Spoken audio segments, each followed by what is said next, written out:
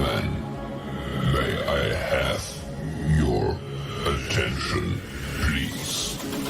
The show starts in 10, 9, 8, 7, 6, 5, 4, 3, 2, 1, go.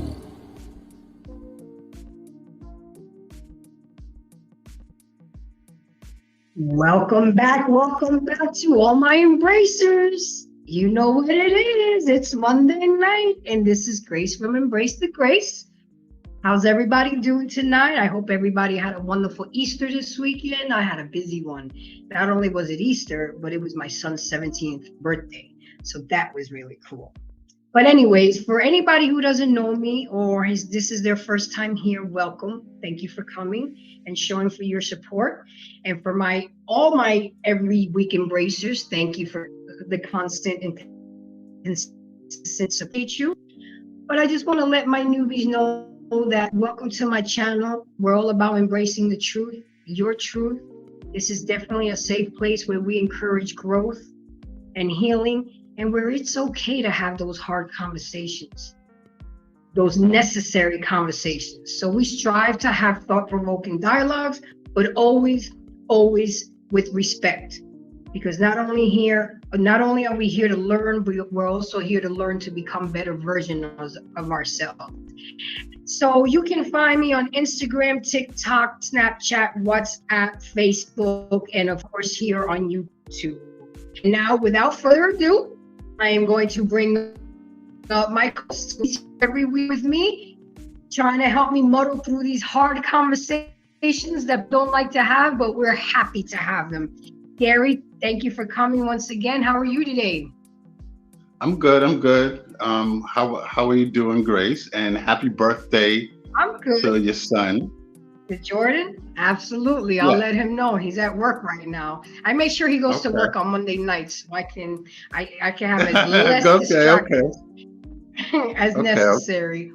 So tell the audience, tell our audience, because they come here to check you out too.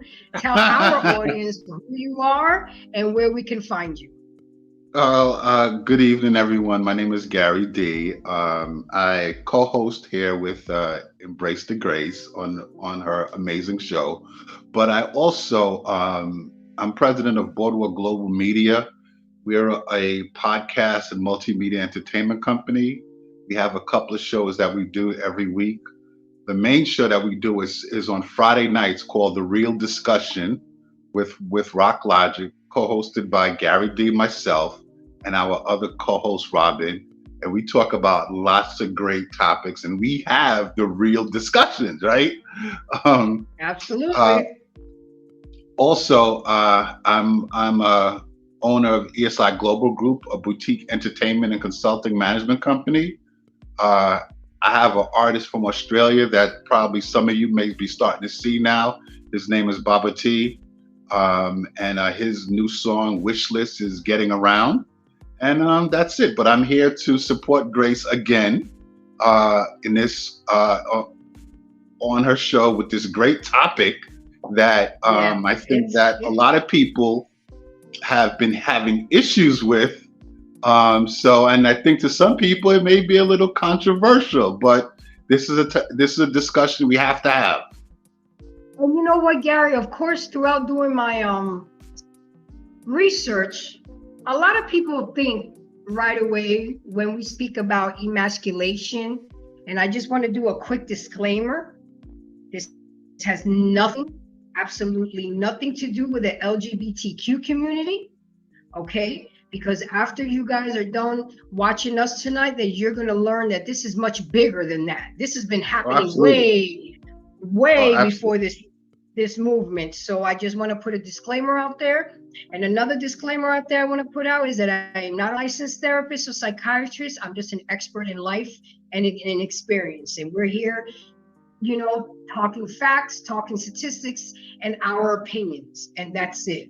And if it doesn't apply, let it fly. So I gotta say what's up to my girl Grace. She's up in here embracing Grace already. Thank you for coming, my dear. I really do appreciate not only for your support, but for your consistent support. You know, a person can support you for one day and then you'll never see them again. But what matters is that consistent support. Even if you just come and you're in the comments, you're on the panel, I just really appreciate it. And I met you through another awesome content creator. So that even makes better because you support all of us. So again, sis, thank you for coming. And again, this is a heavy topic. And the topic is about how is the Black man being attacked on his masculinity. And of course, guys, this all came to me when I saw the cover of Ebony with Major, and then here comes the cover of Rihanna and her baby daddy. And call school, call me old head, call me traditional. But I felt some type of way because I look deeper into things. Yes, people may say I'm overthinking, I'm over analytical, but you see, you got to stay woke. There are things out here that are blatantly right in front of our faces, and y'all are sleepwalking. You don't see the things that are happening around us because you're too busy with other frivolous shit. And by the time you look up and realize what's going on, it's going to be too late. And that's all I'm going to say about that. I can't force you to agree on my side. I can't make you, but I can sure as hell try to change your mindset so you can embrace these things that we're trying to show you and teach you to become better versions of yourself and look at things, because everything in life is about perception. It's how you perceive things. You know, me and Gary could be looking at the same painting and we could be totally looking at different things, but it's our perception. So Gary, before we go any further, what do you think about this topic, and do you think that it's necessary to be talked about? Yeah, I think this is definitely a very important topic to be talked about because of what we have been seeing. As you said before, things are happening right in front of our eyes and we're not even realizing it. A lot of things has happened which is making it normal when it really isn't normal. And this isn't something that just started, you know, a year or two ago or 3 years ago or even 5 years ago. You know, as a Black man, I'm accustomed to Black men being alpha male, dominant leaders, in a masculine position. That's how I grew up. So now, you're seeing these images that have been pushed through us through TV, movies of, gradually emasculating Black men, if you want, from the, starting with, when we were small, I think you would remember an actor by the name of Flip Wilson, right? Flip Wilson had a show that he used to do, right? And he did a drag scene. He did a drag character, and I forgot the name of the character, but it just seems like in Hollywood, that's almost like the rite of passage for a Black man to dress up as a woman, right? To demasculate them. Right. So, and it seems like you go on down the line with some of our major Black actors, they always have to be putting on a dress, right? But I don't know. I got mad. Hold on, I got mad respect for David Chappelle. That's why he walked away from his show. Well, I was just going to get into that. I was just going to get into that. And one of the reasons why, from all the way up, from Flip Wilson going all the way up to Dave Chappelle, up until a couple years ago when he walked away from his huge Viacom, I think it was like $50 million deal, that was because he was doing a movie and they wanted him. And sort of at the last minute, you know, one of the people on the movie set, or I guess the writers came in. Hey, Dave, look, we got this great idea. You know, we need, you know, we're changing around the script a little bit. You got to wear a dress. You know, Dave was like, get the fuck out my trailer, right? It's like, I'm not putting on a dress. So they send somebody else in. Then they send another black guy. Then they send the director in. He's like, no, get away from him. I'm not putting on a dress, right? And so he walked away from all of that because he even saw, why is it in order for a black man to get somewhere in Hollywood, you got to put on a dress, right? Either you got to put on a dress or you got to play some type of gay role, all right? So, you know, and in that, as you see, and actually somebody on YouTube did an interesting video where they documented it. Look at all the black actors up until now and the roles that they had to do. Ray, who was the actor that his agent warned him not to take that role, that it would kill his career? And it did.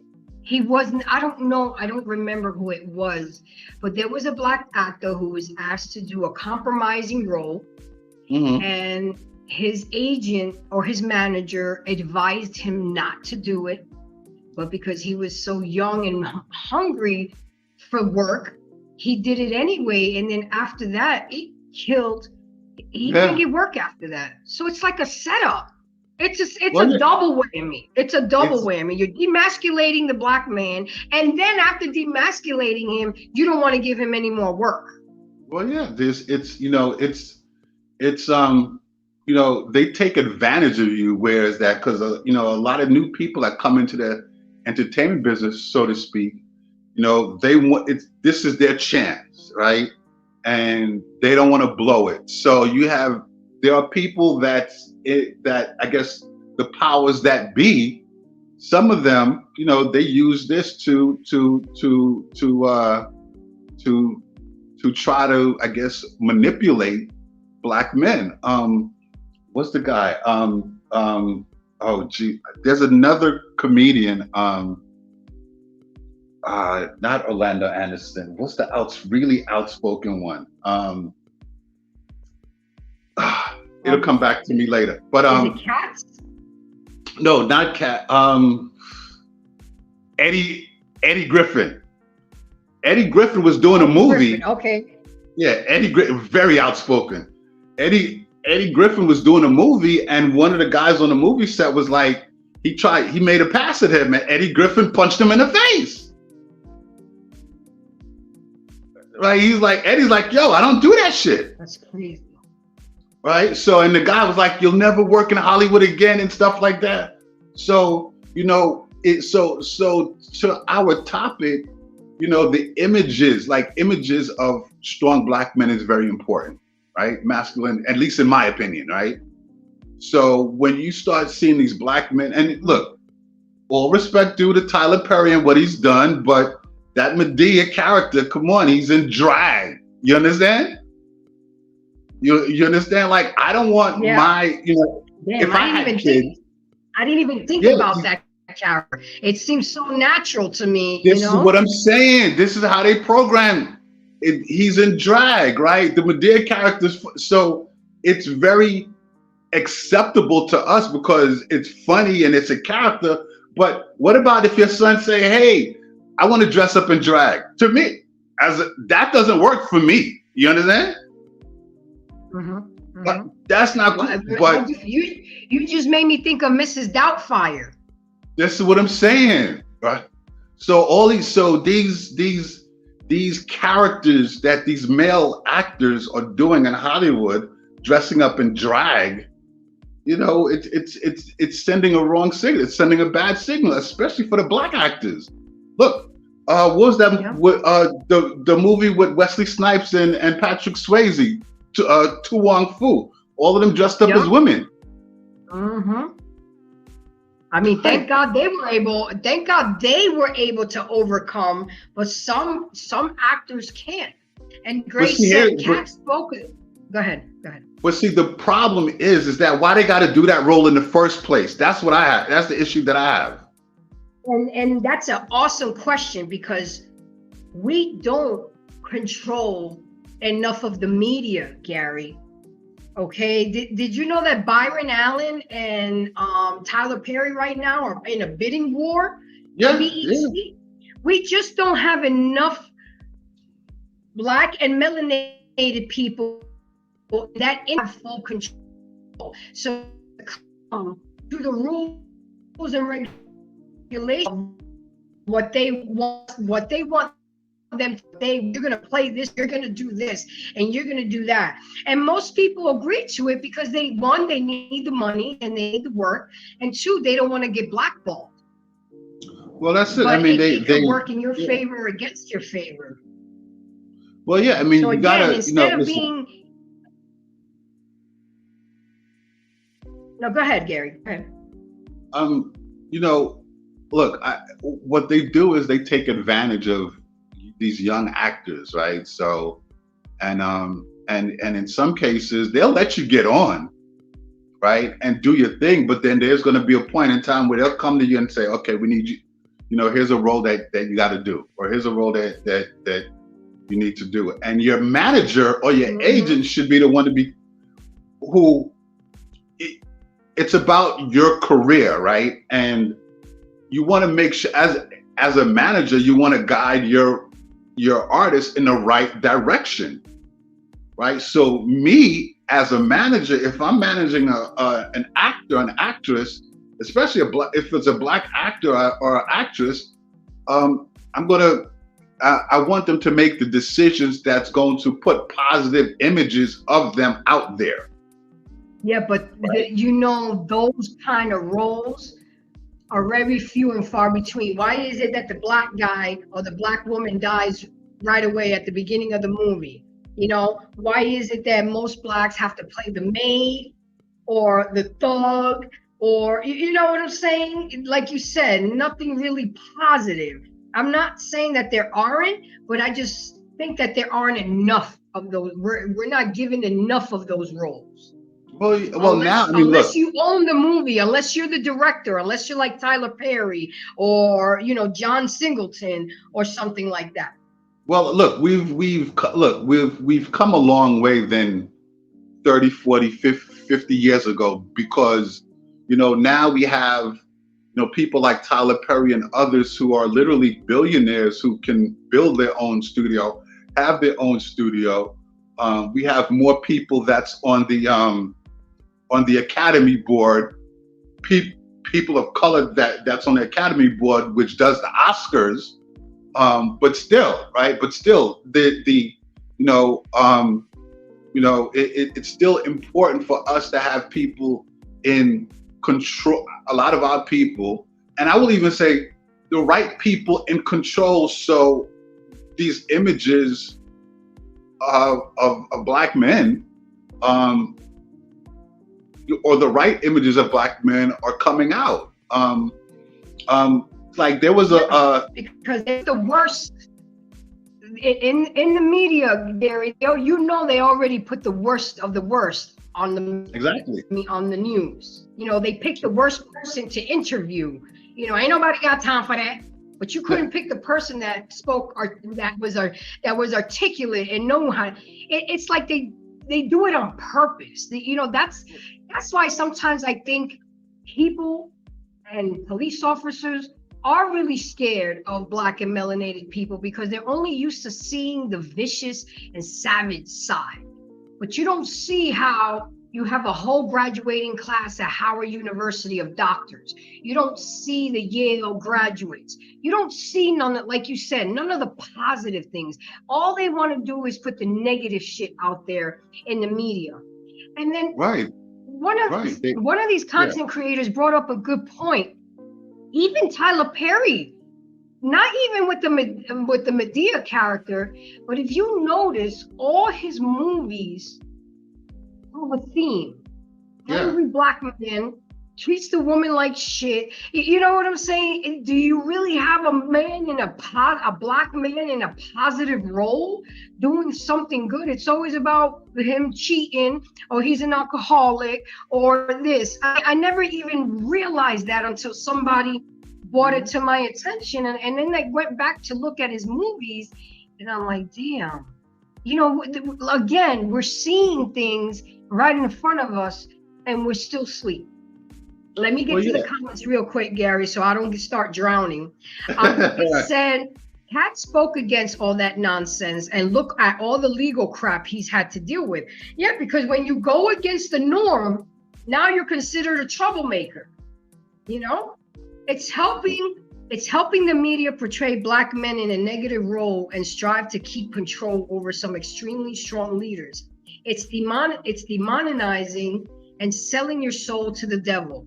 It's Illuminati, baby girl. So you have to understand. Well, that's a whole nother show. And then Grace said exactly. And you know what's Grace, I don't mean to make it a race, but from talking with her and interacting with her on different panels, Grace is completely white. And she's more in tune with the black community than most black people.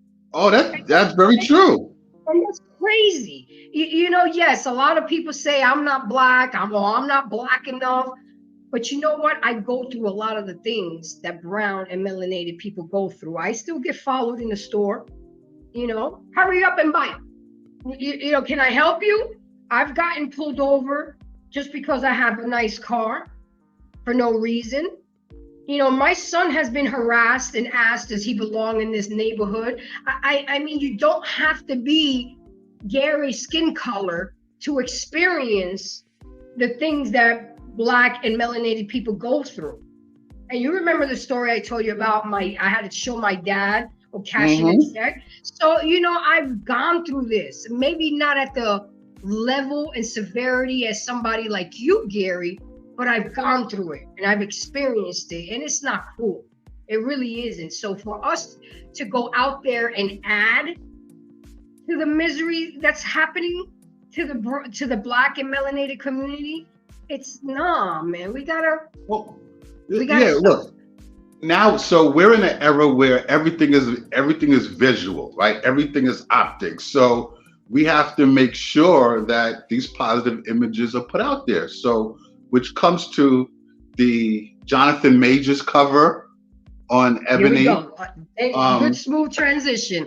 So how did you feel when you, as a black man in the entertainment world, because you're around this every day, Gary. You're in the music industry, you're around models, you're around actors. How did you feel when you saw that? Well, first of all, I mean, I was definitely taken back. And the first thing is what the reason is I grew up on Ebony and Jet magazine, right? Yeah. Right. And never in my life growing up did they have a cover like that. So that was the first thing that every struck Friday me. that Jet magazine would drop. I was there too. Right. I would get my Archie Bunker and my Jet magazine. Yeah, Jet magazine and Ebony magazine was at the time owned by Johnson Publishing, which was a black publishing company. So, but never in my life did they have a cover like that. So when I saw that cover, I was definitely taken back. And why? You know, why were you? I gotta peel the onion. Why were you taken back? I was, first of all, it looked like a gay magazine cover, right? Okay. It looked like purposes. Right. It looked like a gay magazine cover. And let me be clear, I don't have anything against gay people. I don't. I really don't. But you have Jonathan Majors, who is starring in not one, not two, but 3 major films where he played the most alpha. But this is what I'm saying. Like in Creed 3, like his character is very alpha male. Then you're gonna put him on that cover like that? No, like that. Did you find something better to uplift him? Yeah, this did. So I that just rubbed me the wrong way, because now it's not. So basically, they're appealing to a gay audience with that cover. That's basically what that shit is. Look how he's sitting. Look how he's dressed. Look at the color layout. I'm like, what the fuck is this? Like, I'm like, yo, like, what in the entire fuck? So yeah, I wasn't happy, but I find it interesting though. The new owners of Ebony magazine is a interracial couple, a white man and a black woman. But I think it was the senior writer, the senior editor for Ebony did an opt-ad, and basically she was defending the cover. I read that last night. I read that. She was defending the cover, and I'm like, and some of the shit that she says, I'm like, see, this is the bullshit.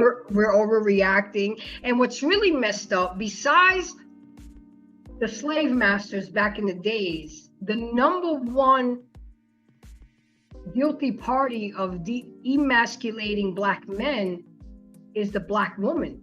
Yeah, very true. Very true. And that's not cool, because the black man should be able to turn to the black woman for support. Absolutely. But instead, they're getting the most pushback, the most unpeaceful situations. We got Miss Cynthia Bell in the house. Let's see. Okay. Let's see. We come up here with no issues. Let me read this real quick. Grace said, a lot of times it's the environment we've grown up in and who you have chosen to be around majority of the time. You're right, because I remember growing up, my dad used to say, tell me who your friends are and I'll tell you who you are. So, Miss Cynthia Bell, can you hear me? Yes. Oh, yes. One-time deal. How are you this evening, my dear? Yes. So go ahead and introduce yourself. Tell us where we can find you. And now I need you to put in your 2 cents with the topic that we're talking about. Hey, everybody. I'm Cynthia Bell. I'm author, playwright. I'm just glad to chime in tonight. Thanks for coming. So what did you think of my little thumbnail? I'm talking about the attack of the black male emasculinity. And you're a black woman, you're married to a black man, you have black children. So how did you feel? And you're in the entertainment business as well, so you have seen things come and go. How did you feel, or what do you think? Let's not use the word feel. What did you think about that magazine? There's 2 magazines covers. It's the one with Jonathan Majors, and then the one with Rihanna and her baby daddy, because she's not married, so that's who he is, her baby daddy. What did you get any type of, I don't know, tell me, what were you thinking when you saw those 2 magazine covers? Am I overreacting? Am I being too analytical? Am I overthinking things? Well, actually, it just flew over my head. I have no comment. I have no comment. Okay. Go ahead, Gary. So great. So yeah, the person, sort of the person that works for Ebony magazine that wrote the op-ed, her name is Savannah Taylor, and one of the things that she wrote, right, was there is no agenda out there to emasculate black men. If anything, there's a mission to allow them to feel liberated enough from the shackles of the hegemonic masculinity, the dictation of the dictation that governs how a man should act in society based on outdated rules, to embrace whatever sexual expression feels best for them. That's some bullshit. Like, that's some feminist bullshit. Because clearly when I heard her use the word embrace, I didn't even bring it up. I'm like, nah, I'm not embracing that. I'm not. Clearly, she hasn't read or doesn't know about Dr. Frances Cress Welsing. Because if she would have read Dr. Frances Cress's work, and rest in peace to to Dr. Kress, if she would have read and studied her work, Dr. Frances Kress, she called this shit. She predicted this shit like almost 30 years ago. Right? She called it. She did. Because when you send me that link and I started doing my research, now I want to get her book because I want to. Oh, she got amazing. She has amazing. Like, trust me. You get her book, get her videos. Dr. Kress has amazing work. She has amazing work. But my point being. Mm-hmm. Okay, no, go. Sorry, go ahead. Let me introduce Grace. Hi, Grace. How are you? Hi, darling.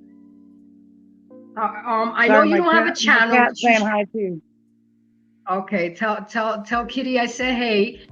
I know you don't have a channel yet, but you should. But you do enough work on all of our. I actually have about I actually started one. It's a different take. I really just walk out my walk in Christ on it. Really, I don't really try to touch the dating scene or any kind of topics like that. If Jesus didn't touch on it, I ain't got no business messing with it on my channel. Now I'll grace your page just because why not? but you see, and that's funny that you say that, Grace, because while I was at hair and makeup, besides I'm hair and makeup, but I was thinking about there's just so many things that we just don't include God in anymore. And that's why everything is going to shit. And I'm not trying to be religious or make this into a religious show.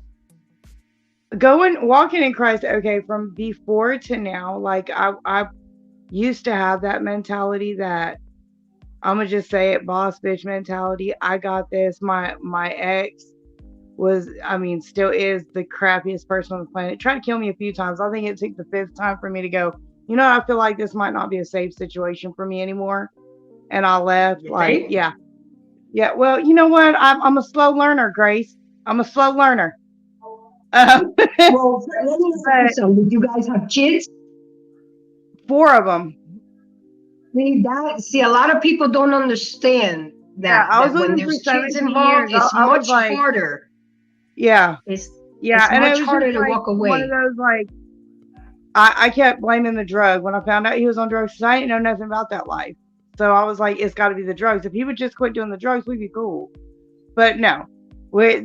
No. But anyway, so I went through that for 17 years. And then, I had this span of 6 years where it was, he messed my head up. I'm going to tell you what, he messed my head up. Mentally, physically, every kind of way. And I didn't know how to work it. I was not a good mother. I wasn't a good person, period. And so I left my kids with my family and I went and tried to make it all better myself with every kind of drug. You know what I mean? So I've been clean for 3 years, but it was God who cleaned me up and God who kept me there. And in walking in the word, that's where I see my fault back then in the faultiness of my mind, in the way that I thought. The way I thought about men, I'd seen this one man do this thing, and so all men must have been like him. I have 4 brothers that are godly men, but my mindset was all men have to be just like this one, and they're all going to treat me this way. It didn't make any sense. And so, at some point, you got to see what the world is doing. You have to have discernment and see when it's the world attacking, when it's the prince of the air, the prince of this world at work. And right now the media is trying every kind of way to portray. First it was, let's portray black men as a danger. And so literally every movie you watch, he was, like you were saying, the thug. Or the maid. Or I'll tell you what, I'm talking about black men just in general. And I know, from the black men that I know, if I walked into a room full of white guys or walked into a room full of black guys, I would feel safer in the room full of black guys than I would the white guys because of the respect difference. Black men will show that respect immediately. Like, they don't wait for you to earn it. They would, they act accordingly to a woman stepping into a room. Okay. I know white guys that do not do that.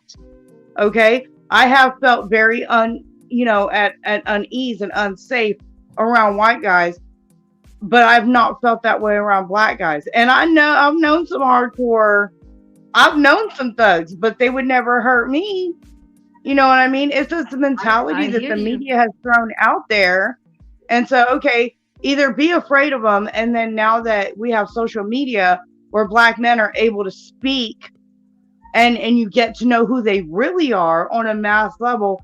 Okay, well then, man, we can't really portray them as a threat anymore because people are catching on to that. So now we got to portray them as something feminine, weaker. Okay, and with that being said, let me slide in and give you guys the definition of emasculating.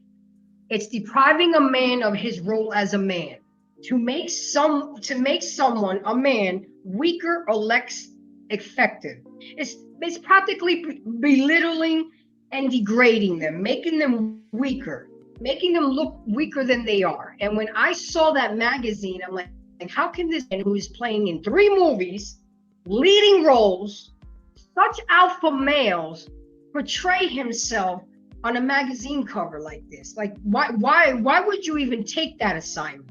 It's to me, and I'm gonna put it out there. I wasn't happy with it. It wasn't a good look for him, and I have yet to go see his movie, because how can I see you in Creed? And I know it's all acting or everything, but you over here doing this and being okay with that.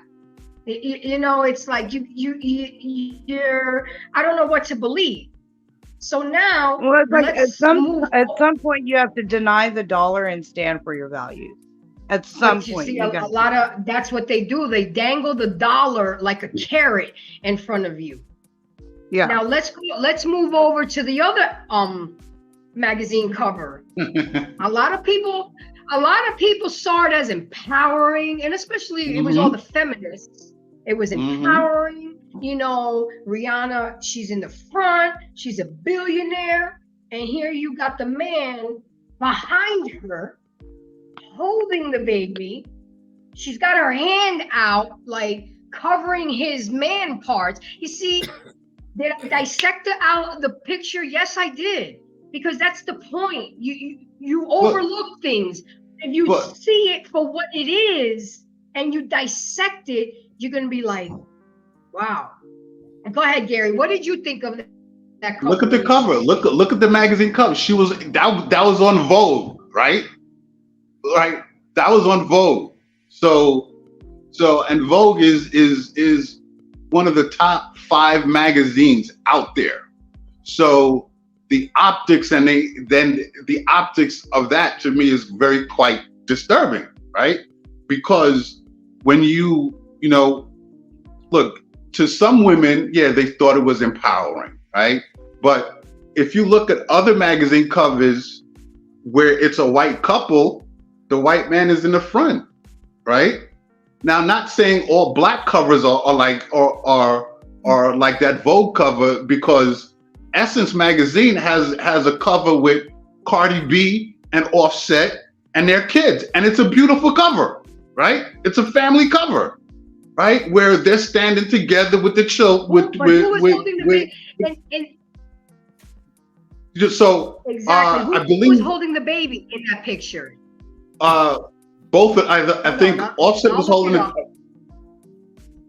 Both of them was holding kids, but it was a great cover, right? It was definitely a lot better than, in my opinion, it was a lot better than that Vogue cover, right? Because the Vogue cover, it's showing Rihanna's leading, or I should say, you have the black woman leading, the black man following, and and listen, there's nothing wrong with a black man being nurturing. Let me just get that clear, right? But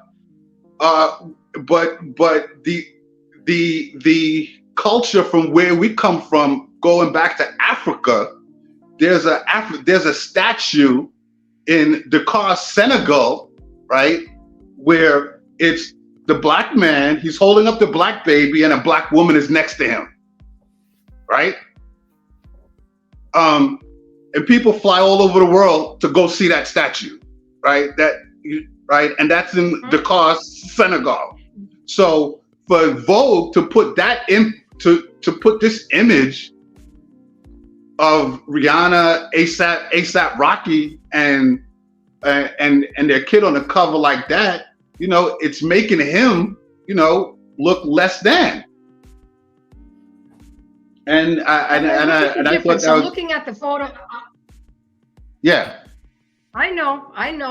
Looking at the difference. I'm looking at the photo cover that you're saying with Essence.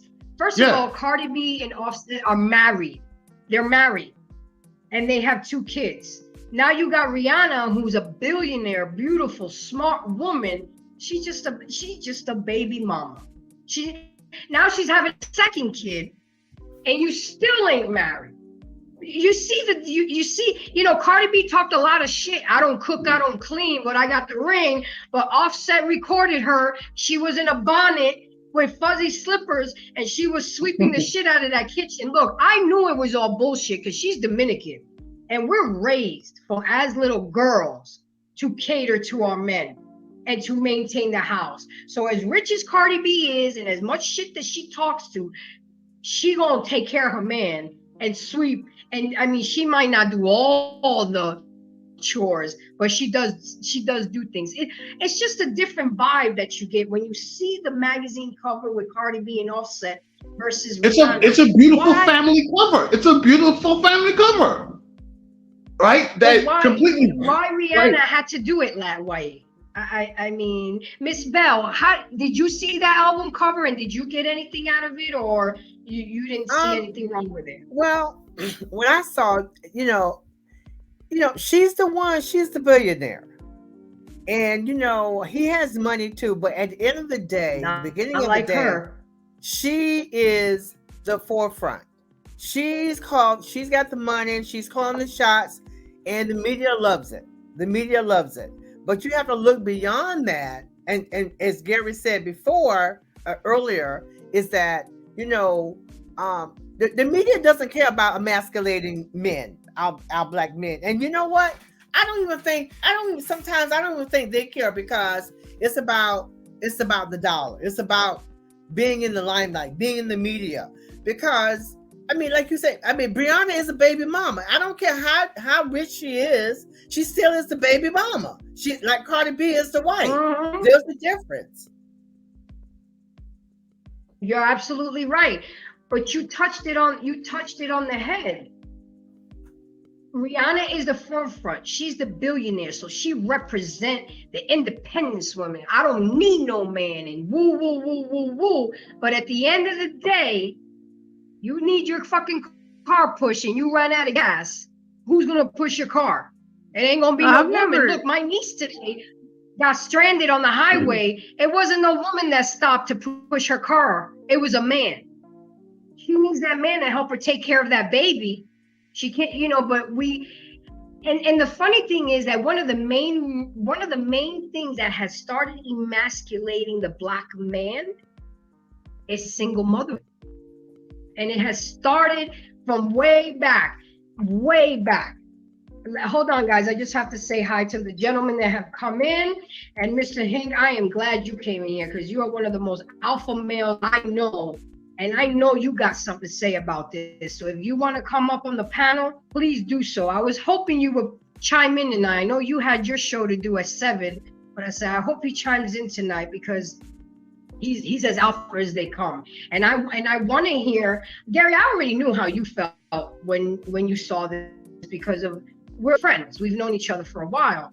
But I want to hear from somebody else who am I looking at this? Am I tripping?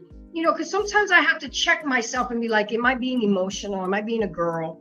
You know, am I overreacting? Can I ask you a question? You know, Go ahead. I have a question. Because I don't look at a lot of I guess magazine covers unless they're brought to my attention. I'm sure Beyonce and Jay-Z have been on a few. Have they ever been kind of placed in this kind of limelight? Because Beyonce makes money. No, No, they Okay. So I actually no, didn't think and you asked a very good question no. because the That was images a good question. the no and that's the images of Beyonce and Jay-Z is of a power couple together, right? right. Right? It's That's of a what I power thought. couple, I Building wasn't together. positive, She but was that's what already I hot thought. shit. right? No, so Beyonce was already hot shit. Jay-Z was hot shit. They and really built an empire for themselves. I mean, Jay-Z's a billionaire. I mean, He was the one that made the deal possible for Rihanna. You can kind of almost read it before it hits. Who are they going to use to be like the main person that they put up there towards a feminist, the little feminist movement and stuff? You know what I mean? Like, who are they picking out? Well, Beyonce's married to Jay-Z, so gosh darn it, we can't use her. She actually went and got the ring and everything. Mm-hmm. You know what I'm saying? But hey, here we have Rihanna. She's a baby mama. Let's blow that up. Let's make that a thing. Let's make that, not the way that people see it now, because they're trying to get away from traditional mindset and traditional marriage and doing things the right way, So if we highlight the wrong way and make it seem like the right way, if I'm not mistaken, the book of Isaiah says they will call evil good and good evil. Well, I look at Kiki. Right. I look at Kiki Palmer. Listen, I don't judge anybody. I don't judge anybody, but she's a baby mama. Okay, from my understanding, for the article that I read, her baby daddy, she's the controlling factor. She's the breadwinner. I mean, society right now, where we at right now, society, that's what they want. They want to see if a woman is making the money, she's out there, she's in the in the front. I don't even think I don't think some of the black men don't even really care about it. I think it's all about it's that boss B mentality. I'm in the media. I'm with this woman. She's making money, so I really don't care. So it goes back to their own self-esteem. So she was promoting. She was Miss Bell. She was promoting single motherhood. I mean, yes, she's not single, but if you're not married, you're considered single. Okay? Yeah. Because pretty soon, and I don't wish this upon anybody, but if they break up right now, again, she's nothing but a baby mama. And when she did her big announcement on the Saturday Night Live show, that shit wasn't cute. And then she's telling young girls, you want to have, I don't know if you even saw this clip, because, shout out to Mr. Let Go. This is his biggest pet peeve, is the single mother epidemic. And he's always bringing up clips about single mother epidemic. And he brought up the clip where she was, you girls want to get good skin, get yourself pregnant. Look at my skin. Da da da da. I mean, that's what you're using your platform for. This is what I'm saying. A lot of us have an opportunity to do good in this world. A lot of us, a lot of people ask me, well, why do you think you feel that you have to do this? Why do you have to be the one to say something? I said, well, first of all, I really feel like it's my calling and my purpose. I'm calling y'all asses out. I'm calling out bad behavior. Now, don't get me wrong. I pick and choose situations out there in the public eye because, we live in a crazy world. But if we continue to allow bad behavior, then we're co-signing to the shit. We're agreeing with the shit. Instead of people calling 911 when somebody's getting beat up, you rather take your phone out and record. Yeah. That's where we are right now. That's where we are right now, and it's really sad. Yeah, sad. It is. And I behavior, and I feel that it can make a difference. Yeah, I'm calling you out. I'm calling you out. Why do I feel I have to do that? Because that's just something that's in me now. And that's why I created this YouTube channel, to have these conversations, to talk about it. There's a lot of content to a lot of people out here in these YouTube streets. But sometimes I hear people up here complaining about problems. Okay, do your complaining and put up there. But then I'm looking for solutions to be part of the problem. Well, you have a lot of people that like to complain, right? Like my grandfather used to say this. They like to complain, but they don't want to come up with solutions, right? They feel better complaining, but to put the work in to do the solution, they don't want to do that. It's easier for them to complain. I was thinking about this whole because I know you took it upon I know myself.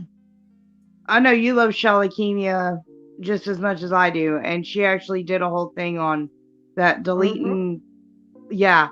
So anyway, I got to thinking about that. I was the one that gave her that. I figured as much. I figured you guys had a chat. And that's what I was thinking. Oh, Grace done had a chat with her. This done popped up on my feed. Yeah, but I was thinking about that. I'm giving her smoke, Grace. I was thinking about that, and I was thinking about because of the fact that I have a lot of black girlfriends, like they have brothers. I'm friends with them too. Every black man that I know in my life that's a friend of mine, they're problem solvers, and so they'll sit there and they solve problems you don't even realize are there, or try to help lift you to a place. Like, and I don't know, you probably had this if you think about the black men that you know. So in other words, like, you get to know this guy, you're talking, and he like gets to know things about you that you don't realize, like things that you're good at, right? And then he'll start giving you ideas and supporting you, like, oh, you should do this. You're really good at this. Like, you could do this. Absolutely. Okay. Black men are like every black. I know a lot of guys of different races. It's the black men that come to me and they're like, the whole reason I started just recording on my page, my walk in Christ, is because my best friend who's a black man has told me, like, God has given you wisdom that can benefit other women, and you really need to get that out there. You really need to teach and grow. And people don't know Jesus like you know Jesus, and they don't know the benefits of knowing Jesus like you do. Speak on it. Make sure people hear it. I would not have done that on my own. I wouldn't have thought that there was anything special about me that anybody else needed to hear, other than the fact that not one, but at least 4 different black men I know said the same thing, and they've been on my butt to do the same thing. So I was like, all right, fine. I'll just go on ahead and start doing these little shorts, and I threw them out there, and who's the first one to sub up to my page, and I see their name, each one of them, and they support me 100%. Girl, what you need, I got your back. Like, I'm talking, you couldn't find a better friend. Now, if I sit there and I take that problem solver and I make him look like he is nothing, if I make him look like he doesn't know what he's talking about, then you're not going to hear him. And so you're not going to listen to solve the problem. You're just going to keep complaining, and nothing's going to get done. Exactly. And that's a good point that you bring up, because with the emasculation, this is what happens when a black man, and I say black man because that's my target audience. I have a black son, I have a black ex-husband. So that's the media's target. That part. What happens when a man feels emasculated? They feel essentially powerless. They feel both embarrassed and ashamed of himself as a man. And as a result, 2 things may happen. He may try to desperately either prove his masculinity or hide the fact that he perceives himself as lacking thereof. So, and a lot of men are not going to tell you that they're feeling emasculated. So we as women have to recognize the signs that we are emasculating our men. And when I went through this last night, Gary, when we talked, because me and Gary are both night owls, and I always work the night before on my show so it can still be fresh on my brain. I'll start on a Saturday and start working on it. There's a lot of shit I was doing that I didn't know that can fit into the category of emasculating men. So you guys, I'm out here to tell you that I'm not perfect either. And I'm growing and learning as we all flying in this plane. just 3 months ago, I didn't even have seatbelts on this plane. Now I got seatbelts and a mask. Every week it gets better and better. But yeah, I like your little countdown, girl. Thank you. I like that. And Miss Cynthia, just to touch on what Grace was saying, and I'm gonna start blowing some smoke on these YouTube streets. There's this Black woman out here promoting deletion of Black male babies. Oh yeah, Miss Cynthia, I was talking about you. I'm sorry. No. She knows. I didn't even notice that. The fact remains is, Miss Bell, that a lot of Black men have been griping about this, but I haven't really seen any Black woman blow smoke at her. So I contacted another African queen who is an advocate for Black men, and she already did her little part on it. But I'm calling her out, and I'm going to mention her name on my show. And I want her to come talk to me, because how dare you? How dare you? You come from the loins of a Black man. Okay, your mother is a Black woman, and you out here promoting and comparing Black male babies to cars. So go ahead. But you know what, Grace? Listen, I'm one of these people. I'm a bottom line person. I've been on top of the earth long enough to say what the hell I feel and don't care what happens after it. You know what? A lot of men are emasculated when they were little boys. The mothers do it. Absolutely, single motherhood. Mothers, they have to learn how to validate their sons, because I have 3 brothers. Well, I have more than 3 brothers. I mean, it's 23 of us. Mm-hmm. But the thing about it is that if a man, some of the fathers, it goes back to slavery. They emasculated the man when master went in there and took his wife, and he couldn't say nothing when he had sex with her. They were emasculated, and it's going on and on and on. But a man, what turns me on is a man that know who he is. If a man doesn't know who he is, you won't get nowhere with me. I don't give a flying thing what you got, what you drive, or what's in your bank account, because at the end of the day, however you feel about yourself, it's going to come out as to who you really are. But for as women, listen, if you think you're a dog, you're a freaking dog. The Bible says, whatever a man thinking is he, so whatever a man thinking in his heart, so is he. So if you've been told all the time that you were a dog, if you've been told all the time that you're not this and you're not that, so when you get to be a grown man, you meet a woman, okay, and because listen, I have discernment. I can tell if a man got low self-esteem. I'm not the woman to be with, because I'm not her.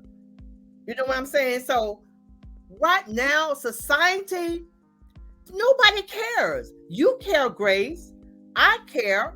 The young lady here may care, Gary may care, but society, they don't care.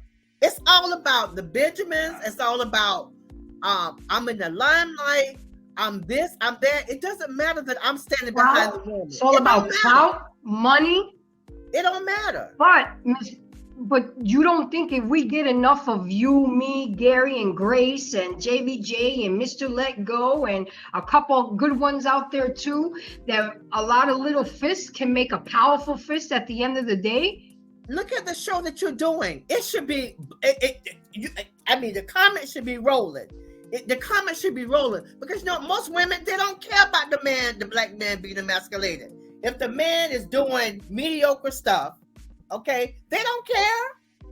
They don't care, and the man don't care. See, I would have to differ, because I think that there's where we're at in society. There's already the issues between Black men and black women. Black men, we have enough that we're dealing with all already, and for those of us that's really in tune to what's going on, yes, there is, I guess if you want to call it, there is a push to put out these images and optics of emasculating a black man. There are a generation of young black men that grew up only with mothers. So, and you can't really raise a young black man in a single mother household, especially those single mothers that's all about talking down to her son, right? So clearly they're going to grow up feeling some kind of way, right? Now, not saying that there are good single mothers that do the best that they can and make sure that their son grows up the right way, but you get the others that's extremely toxic for their son. That mixed in with some of these images that we see is not very healthy. Like, I don't want my young nephews looking at some of these images that are not showing a black man in a positive masculine role, right? I'm always talking to my nephews of what to do, how they should be, how they should be saying things. They always come and talk with me and stuff like that. So there needs to be that positive alpha dominant black male figure with some of these young black men. But unfortunately, there's not a lot of those out there that's doing the work that needs to be done. And then on top of that, like I was saying, we have the media out here that's pushing all these images, right? And these optics. Like, I don't, and that's very very harmful. But look, I'll be the first to say the media, they don't care about us. No. But those of us, right? But those of us that are in positions that represent talent or some of these companies, we have a say so to make sure the images are represented properly. I'm quite sure Jonathan Majors, his manager or his agent should have been like, yo, nah, you can't be putting that type of image out there. Right? It wasn't worth it, especially when you have three movies coming out simultaneously of playing alpha males, and then you do that? But it's the ego. Listen, guy, it's the ego. Listen, when a man, if a person not used to making a certain amount of money, and they get to a level and they think, okay, I'm a ride. That ego, they start tripping because right now I can't even watch Creed. I can't watch it because now the connotation that's been out there, the negative connotation that's out there, then the woman recant and say what she said because she's been bought off. Listen, at the end of the day, they don't even care because now, he gonna go on a list. He's gonna go on a list like most men do. Okay, they're on a list and nobody touched them. I mean, I was very disappointed in that situation. And I mean, what motivated you to do that? What motivated any black man or any man? Well, we dealing with black men per se. Yeah. Come on, you having a right. At the end of the day, I don't care what your credentials are, how much money you got, listen, you still a N. Okay? You still an N. So get yourself together. Hollywood don't care. You can use the word ninja, Miss Cynthia. We use ninja instead of the other word. Okay, yeah, because but you still in. You have not arrived yet. And you know what? 100 years from now, you're still not going to arrive because it's something embedded in our black men that they just don't get. I got brothers, and they horn around. They horn around. It's like, where y'all get that from? Y'all didn't see y'all dad do that. So where does that come from? Where does it come from? I don't get it. I hear you. It's frustrating. So guys, look, 10 things that women do, and I have to do the women because I mean, even those men emasculate each other too, but we're the most guilty party of it. We that's another thing. We as women have to learn to start taking more accountability, and excuse my language, for a fuckery. Okay, we walk around here like our shit don't stink. We're always we don't ever do anything wrong and we're always right. And that's not the case. So withhold respect or kindness to motivate him to do better. We don't do that enough. And this is things that men are saying how they feel emasculated. Now, remember, guys, anything I say, if it doesn't apply, let it fly. Let it right. You keep repeating what a child he is and how he acts like a child, and you just keep repeating. You complain about his job and his salary. You mistrust his ability to handle things on his own. You ask him for help and then tell him he's doing it wrong. You nag him or boss him around. You treat him like he's an uncivilized, unintelligent, or uncouth person. You compare him to your exes.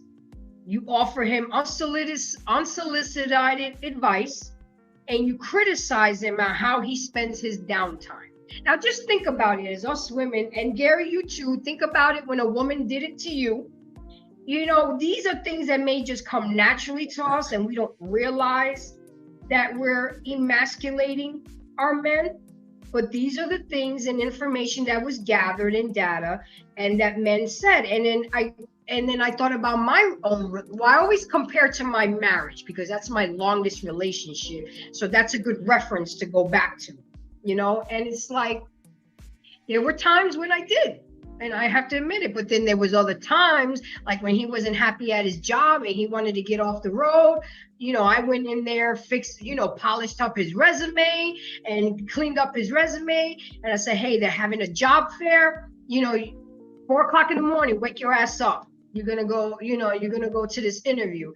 He's been at that job now since 2013, and he's in management, high level position.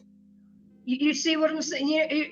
We gotta, if we want our men to do better, again, we are helpmates. We have to help them do better. Yeah, but also too, I think that, it's important, there's the choices and the partners that some people make, right? And I think I was reading the other day, and that's actually a woman psychologist. She actually wrote this, and I should have saved it, but she said something to the effect, and I don't want to screw it up. She was like, when women are younger, they want the bad boy, right? They want the bad boy, right? But after they get to, I don't know, their mid-30s or what have you, they want to settle down with the guy that's less alpha, right? The more of the beta male, right? Yeah, so then, Gary, this is why you go ahead and you make 3 babies from 2 different men in your 20s, and you realize they ain't shit, and now you're in your 30s, and you realize that you need a man, and you deal with the kids, and you want the less alpha male to come in and clean your fucking mess, when you should have been. And then you want to have high expectations and high standards to the man when you didn't hold that man who you allowed to impregnate you have those same standards. Like I saw a short. You have all those standards for a man that you don't even have for yourself. Exactly. See, I don't think it's. You know what? Yeah. The moment a man says that he wants X, Y, and Z, then women want to be mad, right? So a man can't have standards, but when a woman can? Accountability has to be accountability across the board. In other words, if I'm going to truly be accountable for my actions, I need to not even mention what was done to cause me to have those actions. Because regardless, I cannot change the people around me, but I can change me. The Bible says that it's better for a husband to live on the roof than to be in a house with a nagging wife. Get away from that woman, you know what I mean? Because it's detrimental. How many times men, we're their hope, we're their inspiration. We're a lot of the reason a man is going to go out and work even a job he don't like is because he wants to come home to a woman he does like. Okay? But then he comes home and it's, well, you need to empty the trash, you need to do this, you need to do that. He can't sit down for 5 minutes. You're telling him about your day and all the crap that happened to you that day. And even if it's not, complaining about him, it's still coming at him. You know what I mean? It's that nag, nag, nag, peck, peck, peck. Instead of let the man instead back of first. a kind, hey, ESPN take the load off, relax. Hey, by the way, I appreciate that you got up and went to work today. Thank you for taking care of me. Thank you for taking care of this home. Thank you for taking care of this family. Wait. Appreciation goes a long way. Grace, hold on. You don't get an Oscar. You don't get an Oscar for that. You don't get an Oscar. I didn't say an Oscar. I said appreciation. You like it when people say thank you to you for cooking dinner. If you do your job, if you're on a regular or somebody's job, if you know you're supposed to take out the freaking trash, okay, when you come in at 8 o'clock, you're supposed to take out the trash, then take out the trash, okay? Okay, so why do I have to remind you to take out the trash? You don't have to remind me to cook. He already went to work. He already paid the bills. I'm saying he come home. Well, now give him 5 minutes. Both pay the bills. I mean, you know, listen. You don't get a trophy or an awards from me for that. I'm sorry. Because if you want to be biblical, go biblical. If you want me to set my behind, if you want to set my black behind down and have me not work and take care of everything, that's biblical. But if you know that we decided that we're gonna do certain things in the household, then do your job. I do my job, you do your job. It's not a question of nagging. That's the problem that we have with our black men now. The mothers, they got the beg, borrow instead to get you to do what you need to do. Hell no.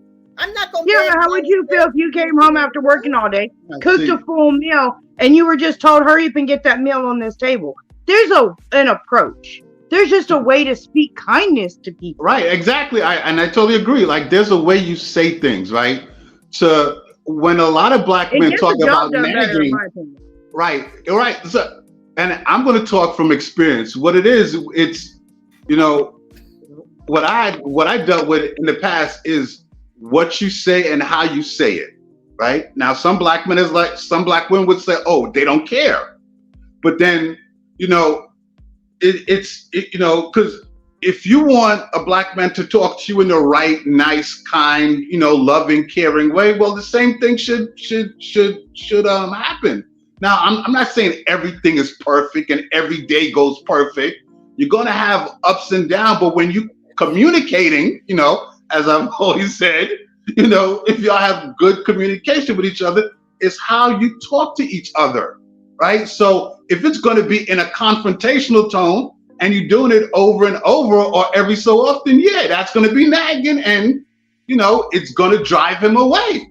Like, it's guaranteed. But listen, Gary, listen to this. Maya Angelou, in her state, she says that if a person show you who they are, you accept who they are. If you're the kind of man that you got to be told 100 times to take out the garbage, that's the issue. When you already know, we already have established that that's your job to take out the garbage. So why should that be a question of nagging? Okay, it doesn't matter how I say. If you dead, if I say, well, honey, you're dead. It don't matter. If you're dead, you're dead. It don't matter. The bottom line is you're dead. So yeah, but honey, how many times do us women have a tendency to say, take out the garbage before he's had a chance to look and remember that he needs to take out the garbage? We tend to jump on it before they have exactly, but yet we take it upon ourselves to tell them what to do. That's not our responsibility. That's not our job. Then do your job. And then you know what? I get I'm both saying sides. If we're quiet, they might have an opportunity to do their job. Like, I get both, Miss Cynthia, I get what you're saying, because right now I am training my son, because that's one of my pet peeves. I said, Jordan, you see the trash is full. You passed by it 5 times already. Why are you waiting for me to tell you to take the trash out? Okay? Right. I said, when you get married and you have a wife, she ain't got time to tell you to take the trash out because she's too busy bathing the babies, you know? And if you do things right, I know this is kind of nasty, guys, but this is how my son is. I said, you could turn to her and say, look, my dear, less nagging and more gagging, okay? Because if I'm doing what I'm supposed to be doing, you know, but it's hard, Miss Cynthia, because these young men become hard-headed as they and I said, Jordan, do things this way now. Put your clothes up, because you know what? I'm not going to do it for you. because then you're going to expect your wife to do it for you. And that's not her job to clean up after you. Now she can help you, but then I also understand Grace's side. You have to give him at least an opportunity. You know, maybe he's waiting to come inside, let him have a cold beer. And before he takes his shower, I'll go up to him and say, babe, don't forget to take the trash out before you take your shower. And that's it. The trash is taken out. There's no argument. There's no hostility. Come on, Miss Cynthia. We gotta start being nicer sometimes. I've been married almost 30 years. This is my second marriage. I done tried all that crap that you guys are talking about. I have tried it and tried it and tried it. And listen, let me tell you something. Again, have you changed your ways? Have you changed you say you tried it and tried it, but have you changed the way you Okay. So I just know what I do. I just do it because I'm a very methodical person. Once I ask, once we agree that something's going to get done, to me, that's how it's supposed to flow. When it don't flow like that, then it's a problem for me. Okay. Now, I'm a mature woman. Okay. And let me tell you something. Not just a young man. It's the older men too. Okay. If you know the light bulb needs change, why are you gonna wait till it goes all the way out when you see it's dimmering? See, I have a problem. I think it's annoying, and I get it. It's annoying. We babysit the black man too much. That's my opinion. And I just thought But you know where that babysitting starts from too much, Miss Cynthia? Where? It starts as a single mother coddling that little baby and doing everything for that little boy, and he falls on his knees playing a football game and she's running on the field. I remember the day my son busted his ass playing basketball. I was worried. I wanted to get up and run on the court. Being that I'm a basketball coach, he hit his head pretty hard on that head on the floor. But I said, no, you know what? He's got a coach. He's got an assistant coach. That's their damn job. I waited. And it was very hard, but I waited until he was sitting on the bench. And then I went and talked to him because I did not want to emasculate him. Oh, look at mommy running out there to see if Jordy's okay. No. I said, yo, you good? Are you dizzy? I looked at his pupils. You need something to drink. And he was like, no, mom, I'm good. But that night, I made him sleep with me to make sure that he was okay, and I would wake him up. But the point is that and you're right, we have too many of these mothers coddling these little boys, and then they grow up to be men, to be little boys. It's not my job to raise a grown-up. It's not my son's wife to raise Jordan. That's my job. But a lot of these single mothers don't get it. What? There's a balance there. I know with my son, he just turned 14. I have had to get on to him to take out the trash, and I've been right there, Miss Cynthia. Forget it. I'm not arguing with you. I'm gonna do it myself. It's ridiculous. And then I come home one day, and I'm upset because I'm out there airing up the same dang tire for the 4th time because his older brothers won't do it. And he's like, my 14-year-old, I have 3 sons. The 2 older ones are 20 and 21. The 14-year-old comes out, and he's like, Mama, what you doing? I'm like, I'm airing up this tire, and it's probably gonna blow while I'm on my way to work, because I can't get neither one of your brothers to get out here and change this tire or patch it up or do anything. And I'm tired of it. He said, Mama, go inside. I know you're tired. So whatever, man. I go inside. And when I go to get up to go do something with that tire, he said, no, sit down.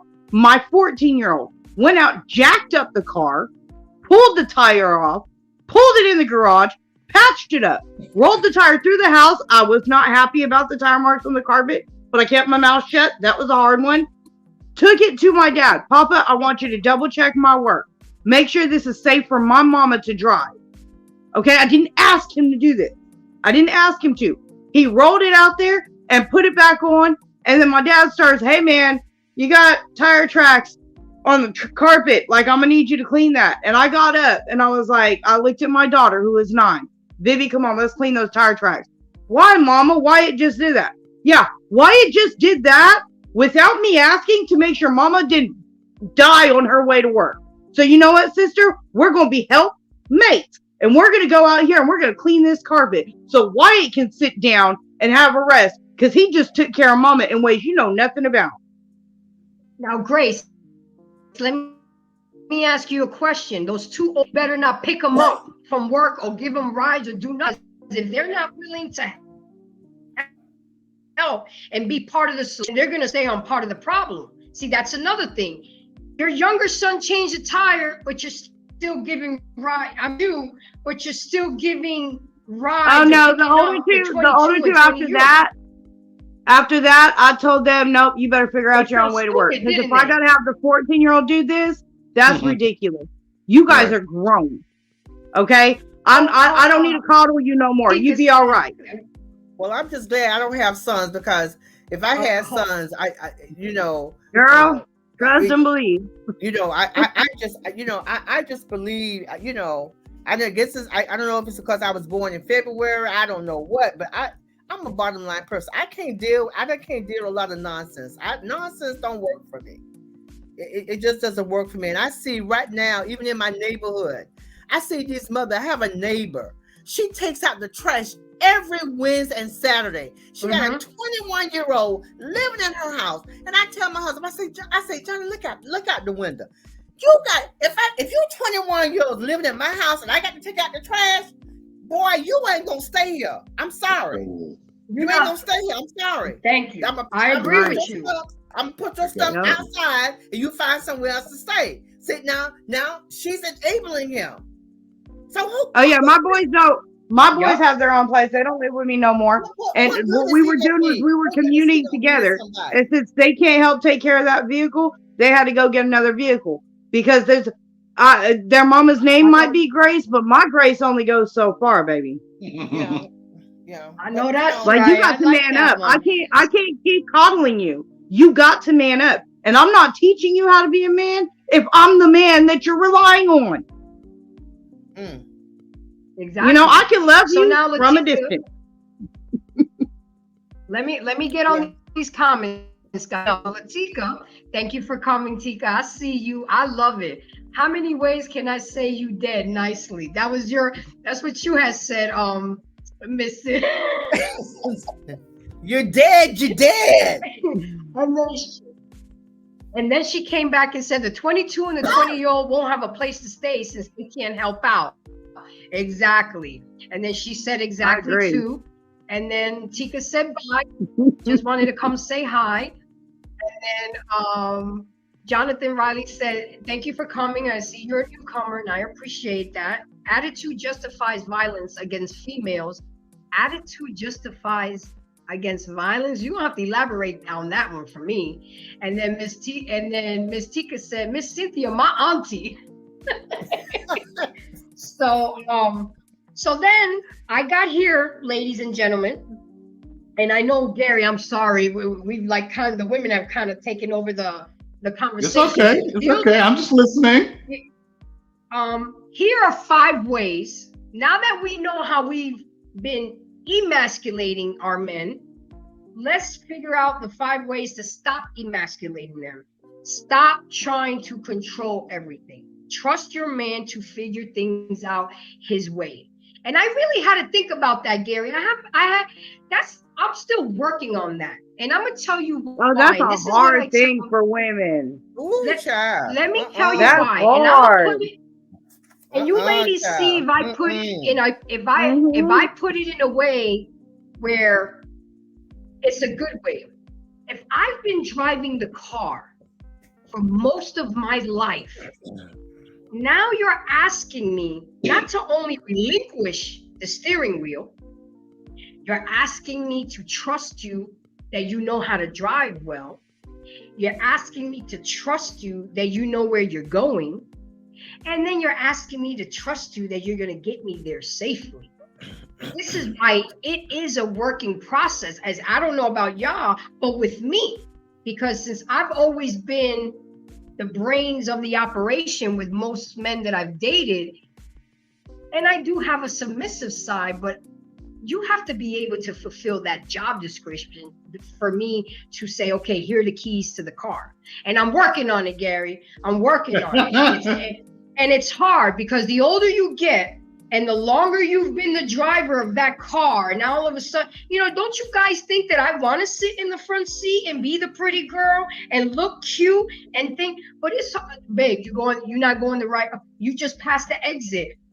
You're going too fast. But this is what it says. Look for the best in him. When you constantly criticizing his job, the way he drives, what he eats, the way he does anything, he will feel defeated and shut down. So I guess what it's saying is we got to let them fuck up. We got to, Well, no. Can I? Okay, see. Go ahead, Gary. Go ahead. Now he's chiming in. See. Go ahead. So first, I think that, I do understand that it's challenging for some women because some women have done things for so long. And I think any understanding man would know that she's not going to turn over the keys immediately, so to speak, right? So it's going to be a process, right? You're going to have to communicate with her and get her to a point to where she feels that she can turn over the keys and feel safe. It's not going to happen overnight. I just had a funny idea. Miss Cynthia, she ain't gonna give up the keys, but she'll give you a copy of the key. You got that right. Well, I'm just saying. Well, listen. Right. Whatever works in the communication. So it's. I can see her itching to go off. I'm gonna just mute. Look, I'm saying, listen. So, from my standpoint, it's about having the communication, right? And if you're able to communicate with your partner and get her to a point, you get her to a point where she feels comfortable and safe enough where she can give up the keys or whatever y'all agree to, right? Whatever y'all agree to, then that's what it would be. But I mean, it's not going to happen overnight. Now, I know there are some men that think that, once y'all get into a relationship immediately, then you're supposed to turn over everything. That's, that type of thinking is definitely wrong. I think they're crazy. And that's not how real life works, right? Especially, you're not going to get anything done. You're not going to get anything of quality done if you really want a quality relationship with this person, right? I mean, because when you're getting into a relationship with someone, y'all taking the time to understand each other, right? So if you're taking the time to understand each other, you're understanding what works. Well, you're understanding what are you being comfortable with? What are some of the boundaries? What is acceptable? What's non-acceptable? Exactly, Gary. What can we agree on? Right? What can we agree on?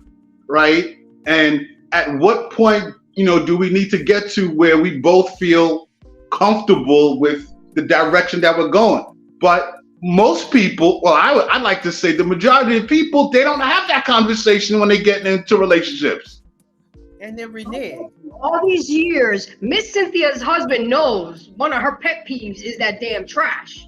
So if they had that conversation at the beginning of the relationship, look, honey, I don't like trash. I don't like to be around trash. I don't like the smell of trash.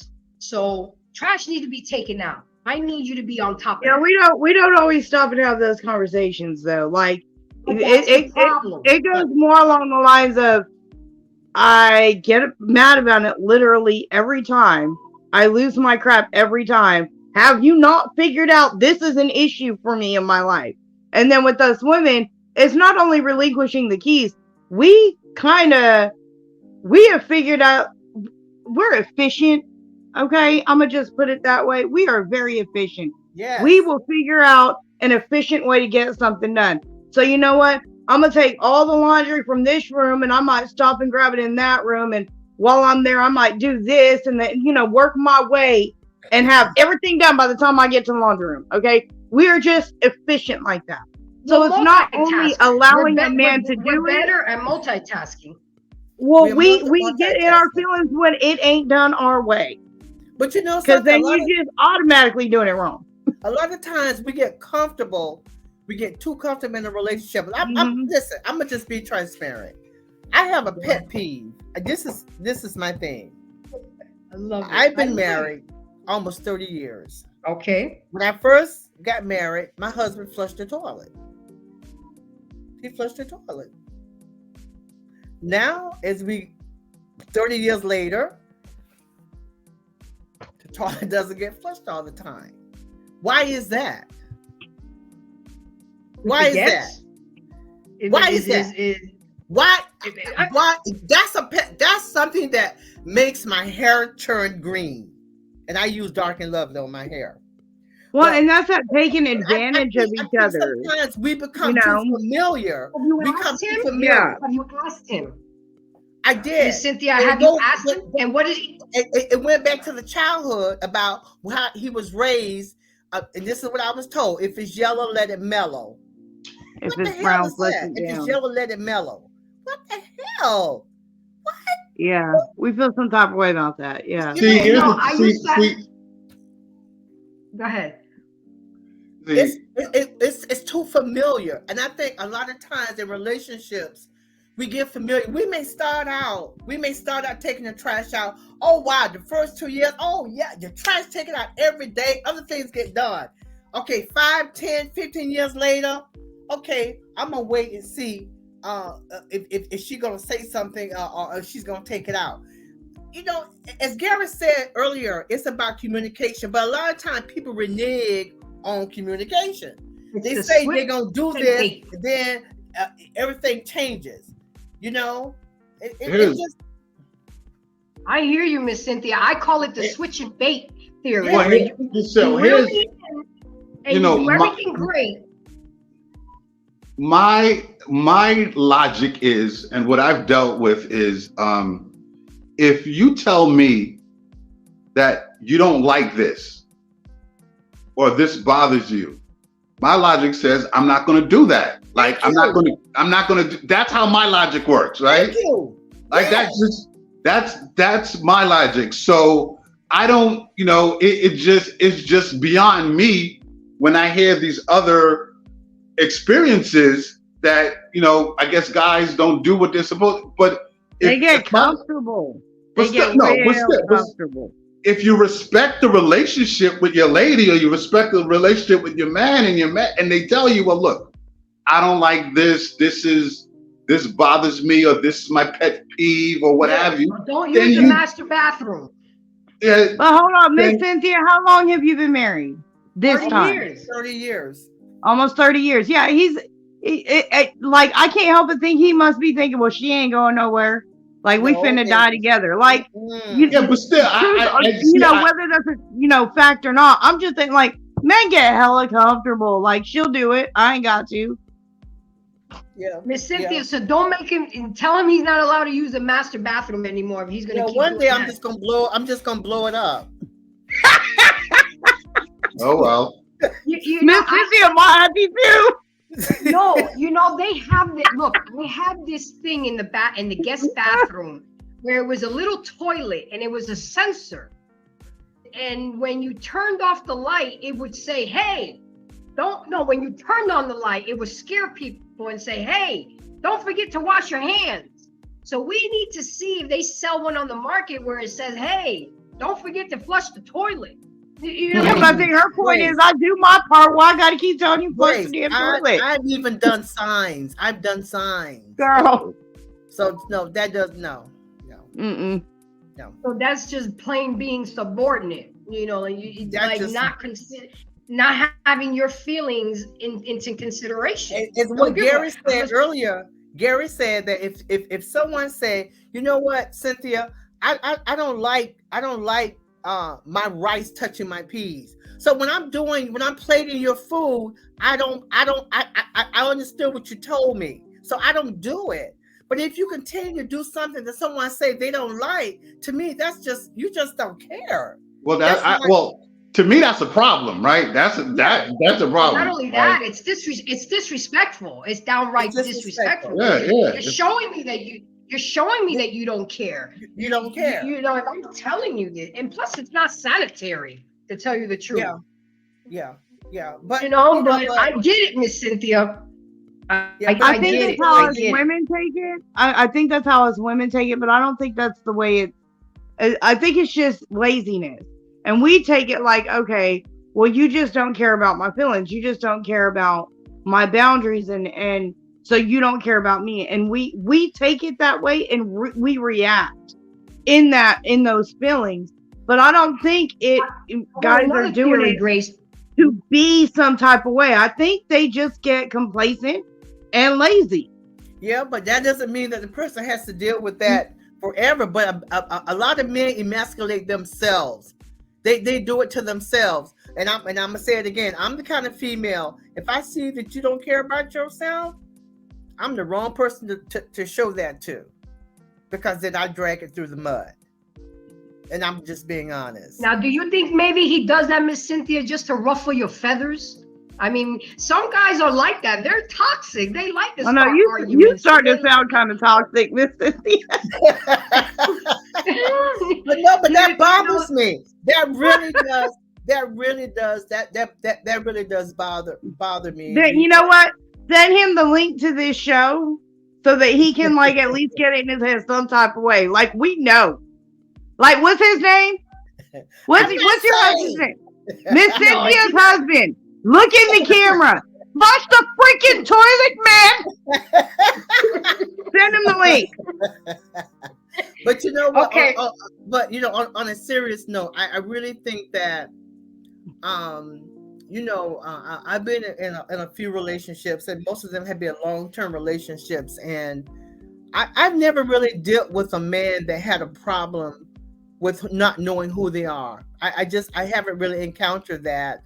And the ones that I've come across that felt that way, I dragged them through the mud, and then I left them there. Because if you don't, I can't want more for you than you want for yourself. I can't. And that's a great point that you say, because a lot of people want so much from a person that then themselves are not willing to give. And that's a crazy mindset. Reciprocation is vital. If you demand respect, then you should be respectful. If you want to be honored and cherished, then you should be that way. You know, it's like people want, but they don't want to give. And that's why you have to figure it out early on. And that's why it's so important to have those conversations, to vet up, early on, and ask those uncomfortable questions, because I'm not going to wait until I'm 5 years in a relationship and find out that I should have found out in the first 6 months of our relationship. But because we live in a microwave society now, people just want to hook up, Netflix and chill. They're not taking. They don't want to. They don't want to have.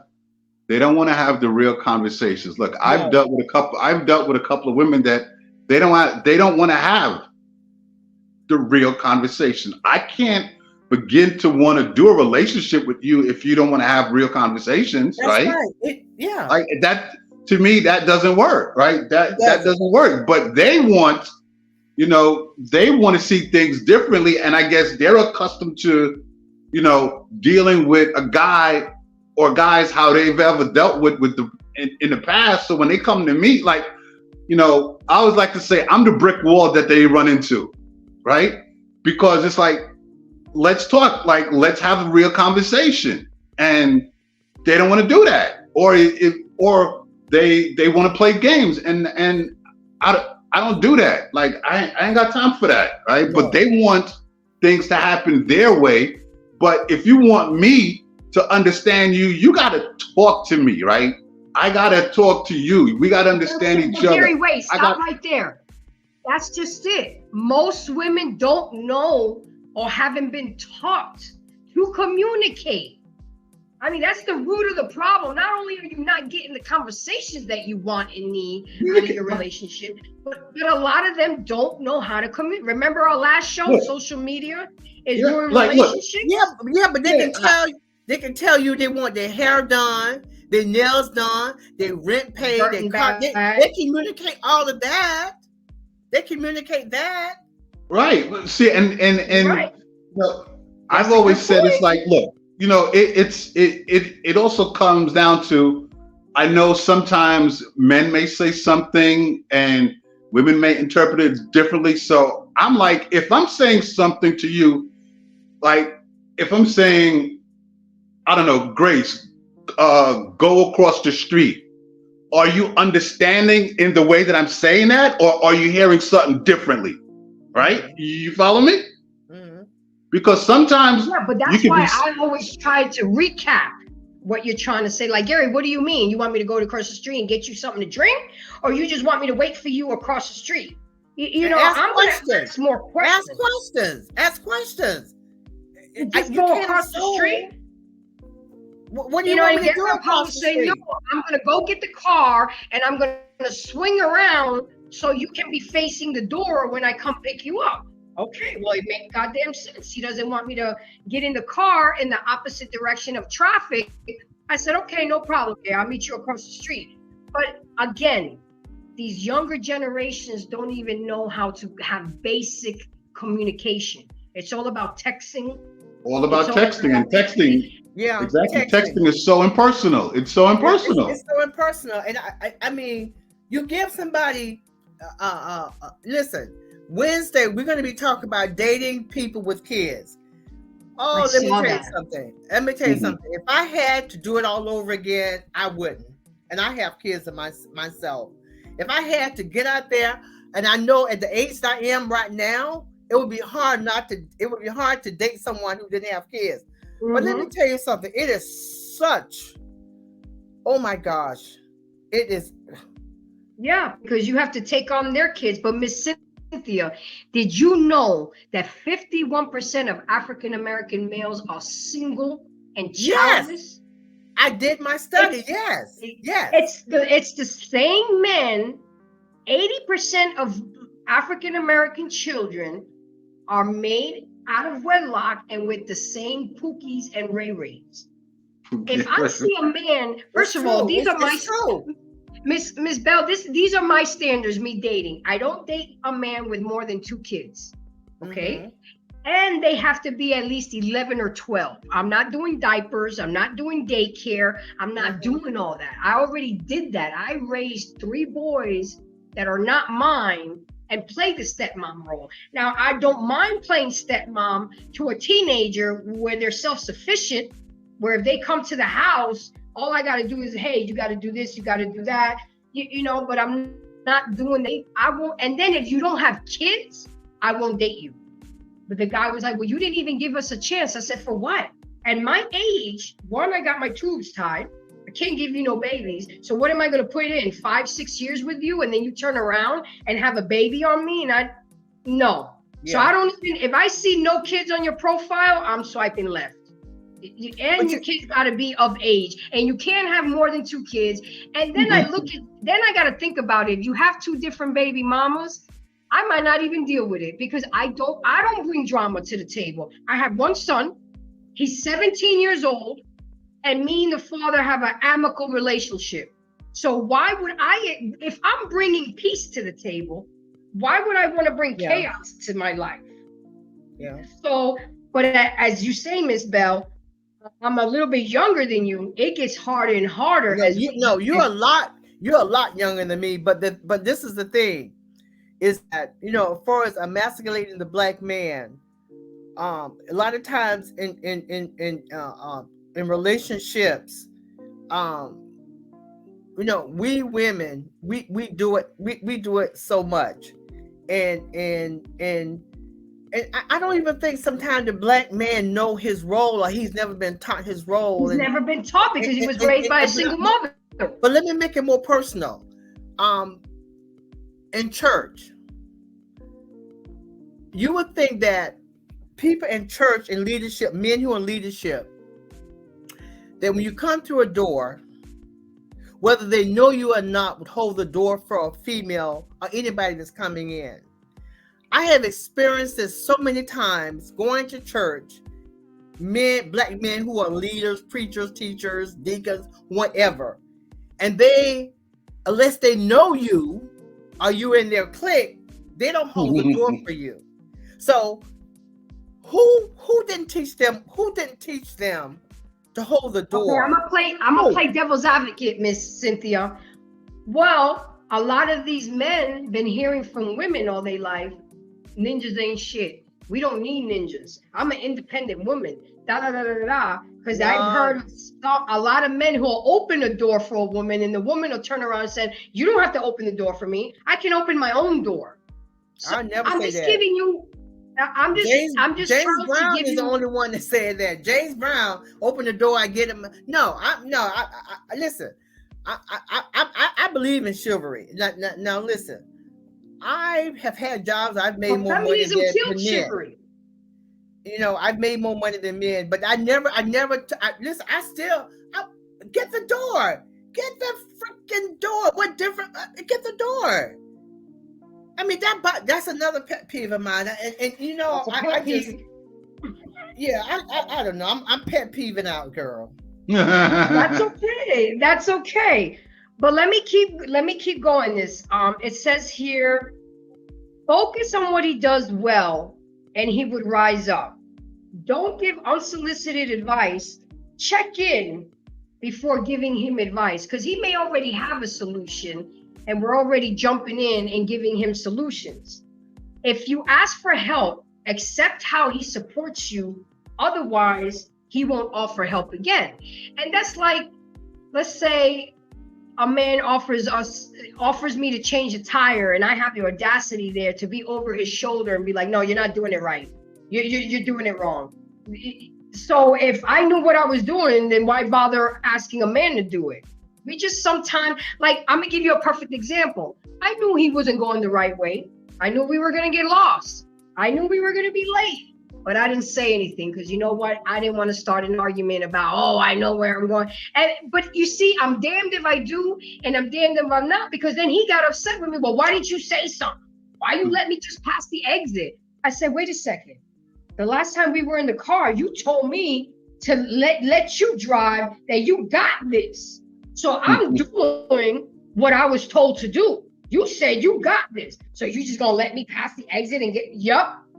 Because there was gonna be a point in time where you're gonna realize that we were going the wrong way. You're gonna turn your ass around and get yourself back on track. Because then if I pinpoint every time that you're doing something wrong, then you're gonna say I'm nagging. So there's a lot of times now where men just, come on, man. It's either you want us to help you or you don't want us to help you. But then I think that it's you know, how we help and how we do my it.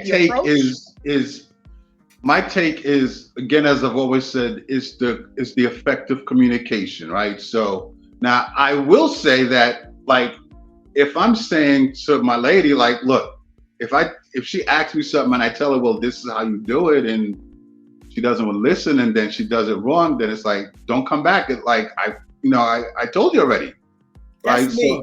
That's me, Gary.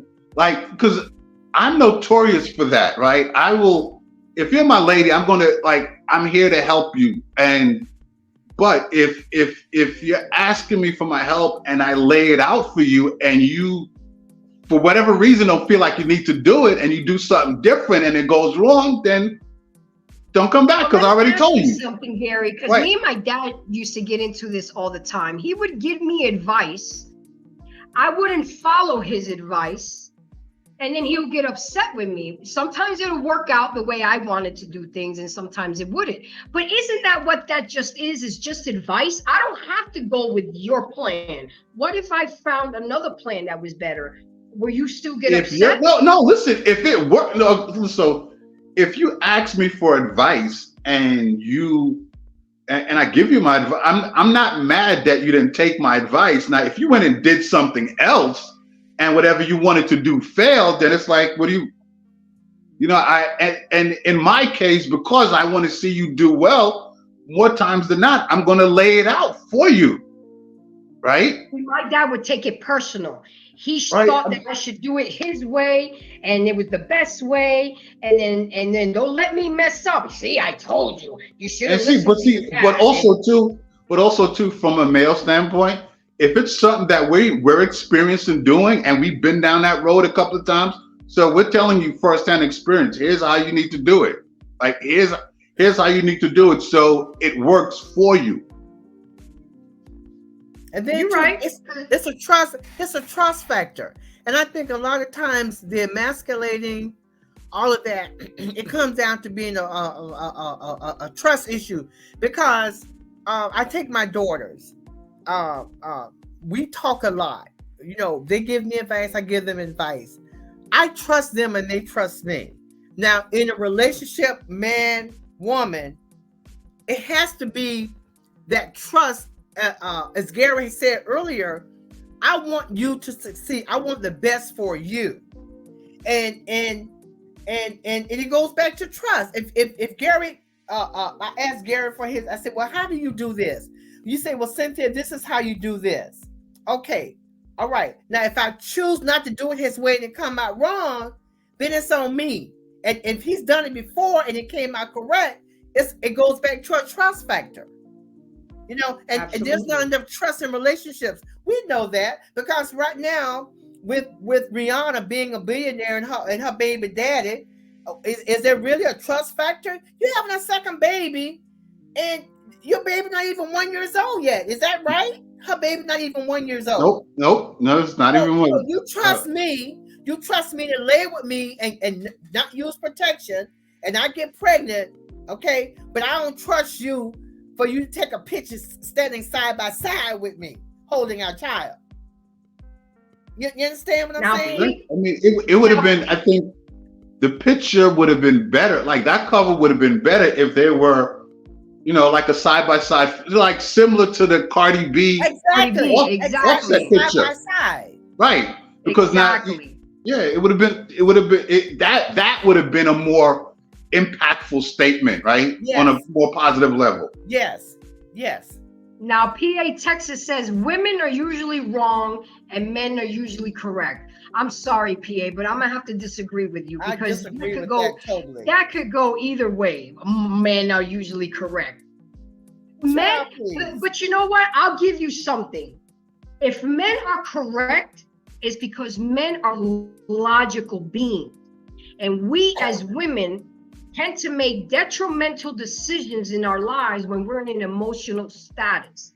And I had to learn that the hard way, Gary and Miss Cynthia and everybody else in this room, that you don't make a life-altering decision under emotional chaos. You have to take a 24-hour cooling period and really go for a walk.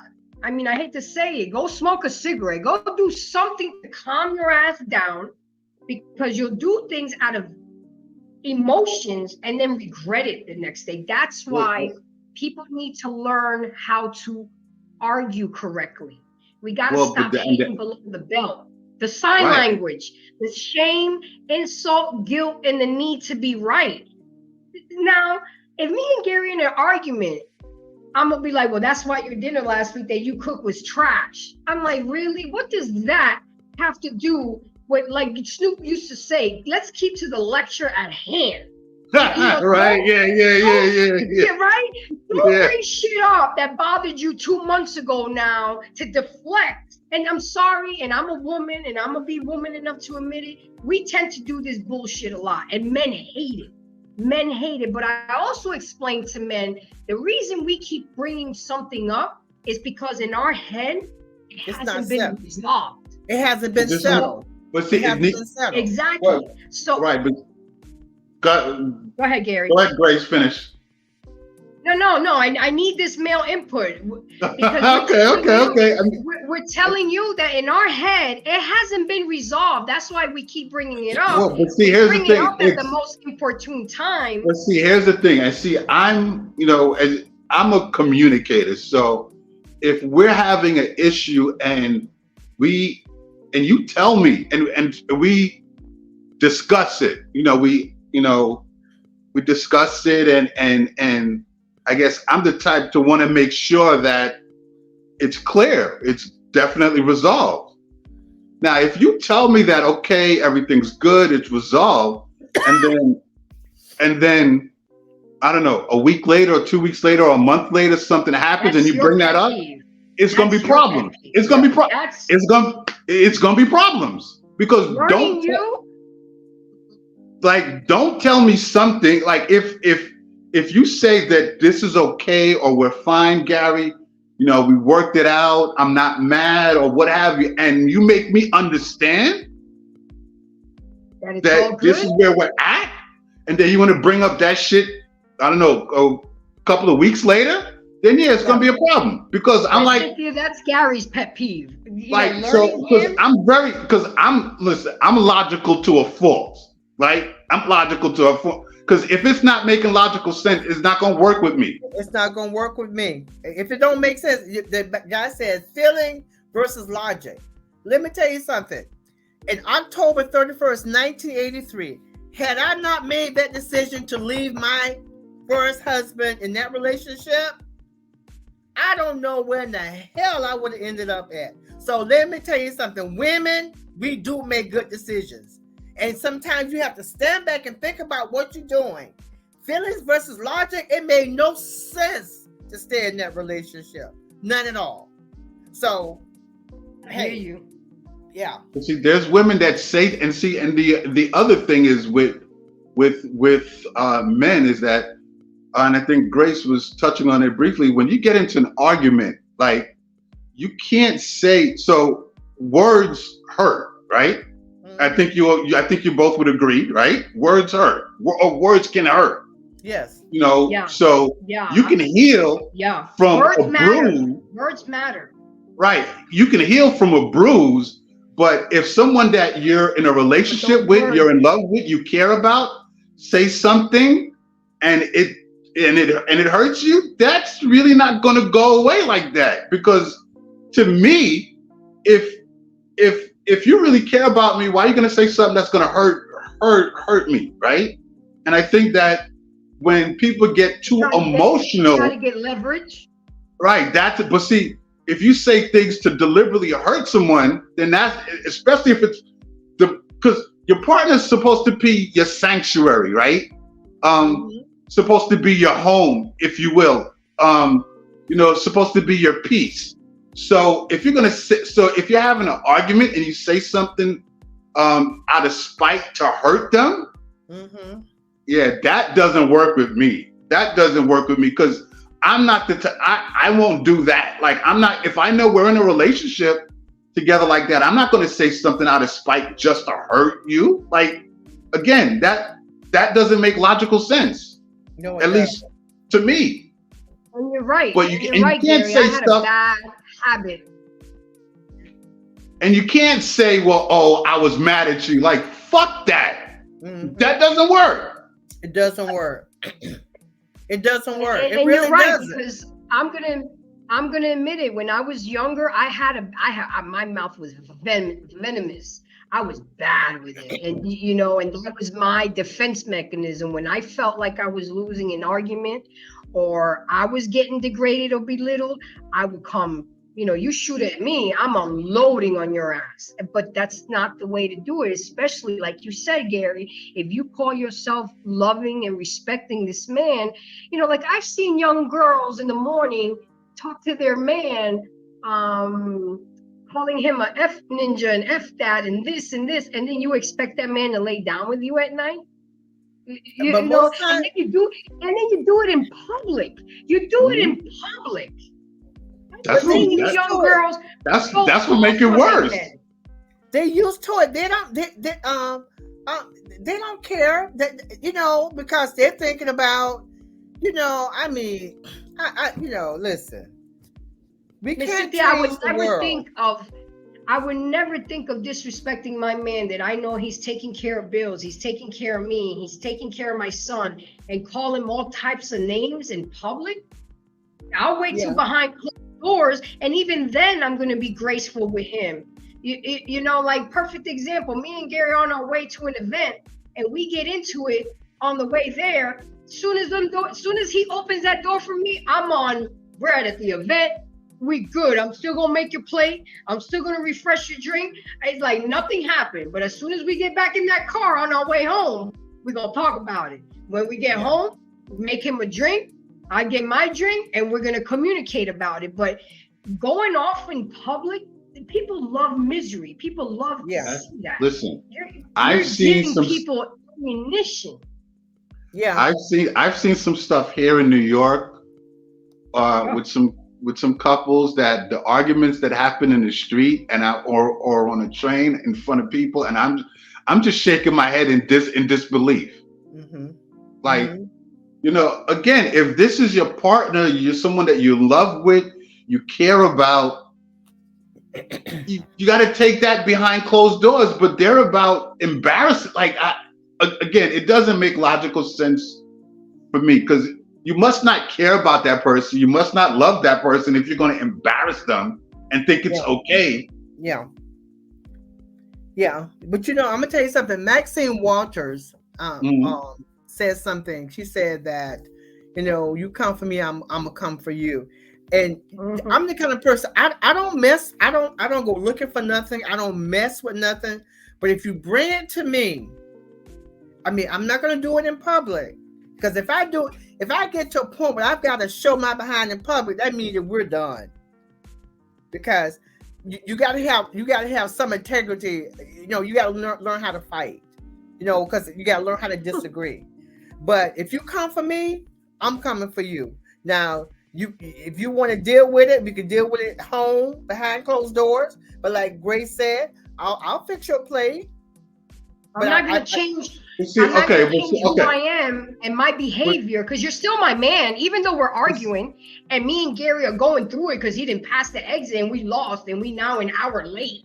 We didn't miss the free cocktails and shit. But see, here's the thing. So, like you just said, now here's what you said, and here's how I'm taking it. Right now, this is communication. You're saying that if I come for you, so meaning that if I'm interpreting that as if I'm getting on your case, yelling at you about something. Is that right, or am I hearing it wrong?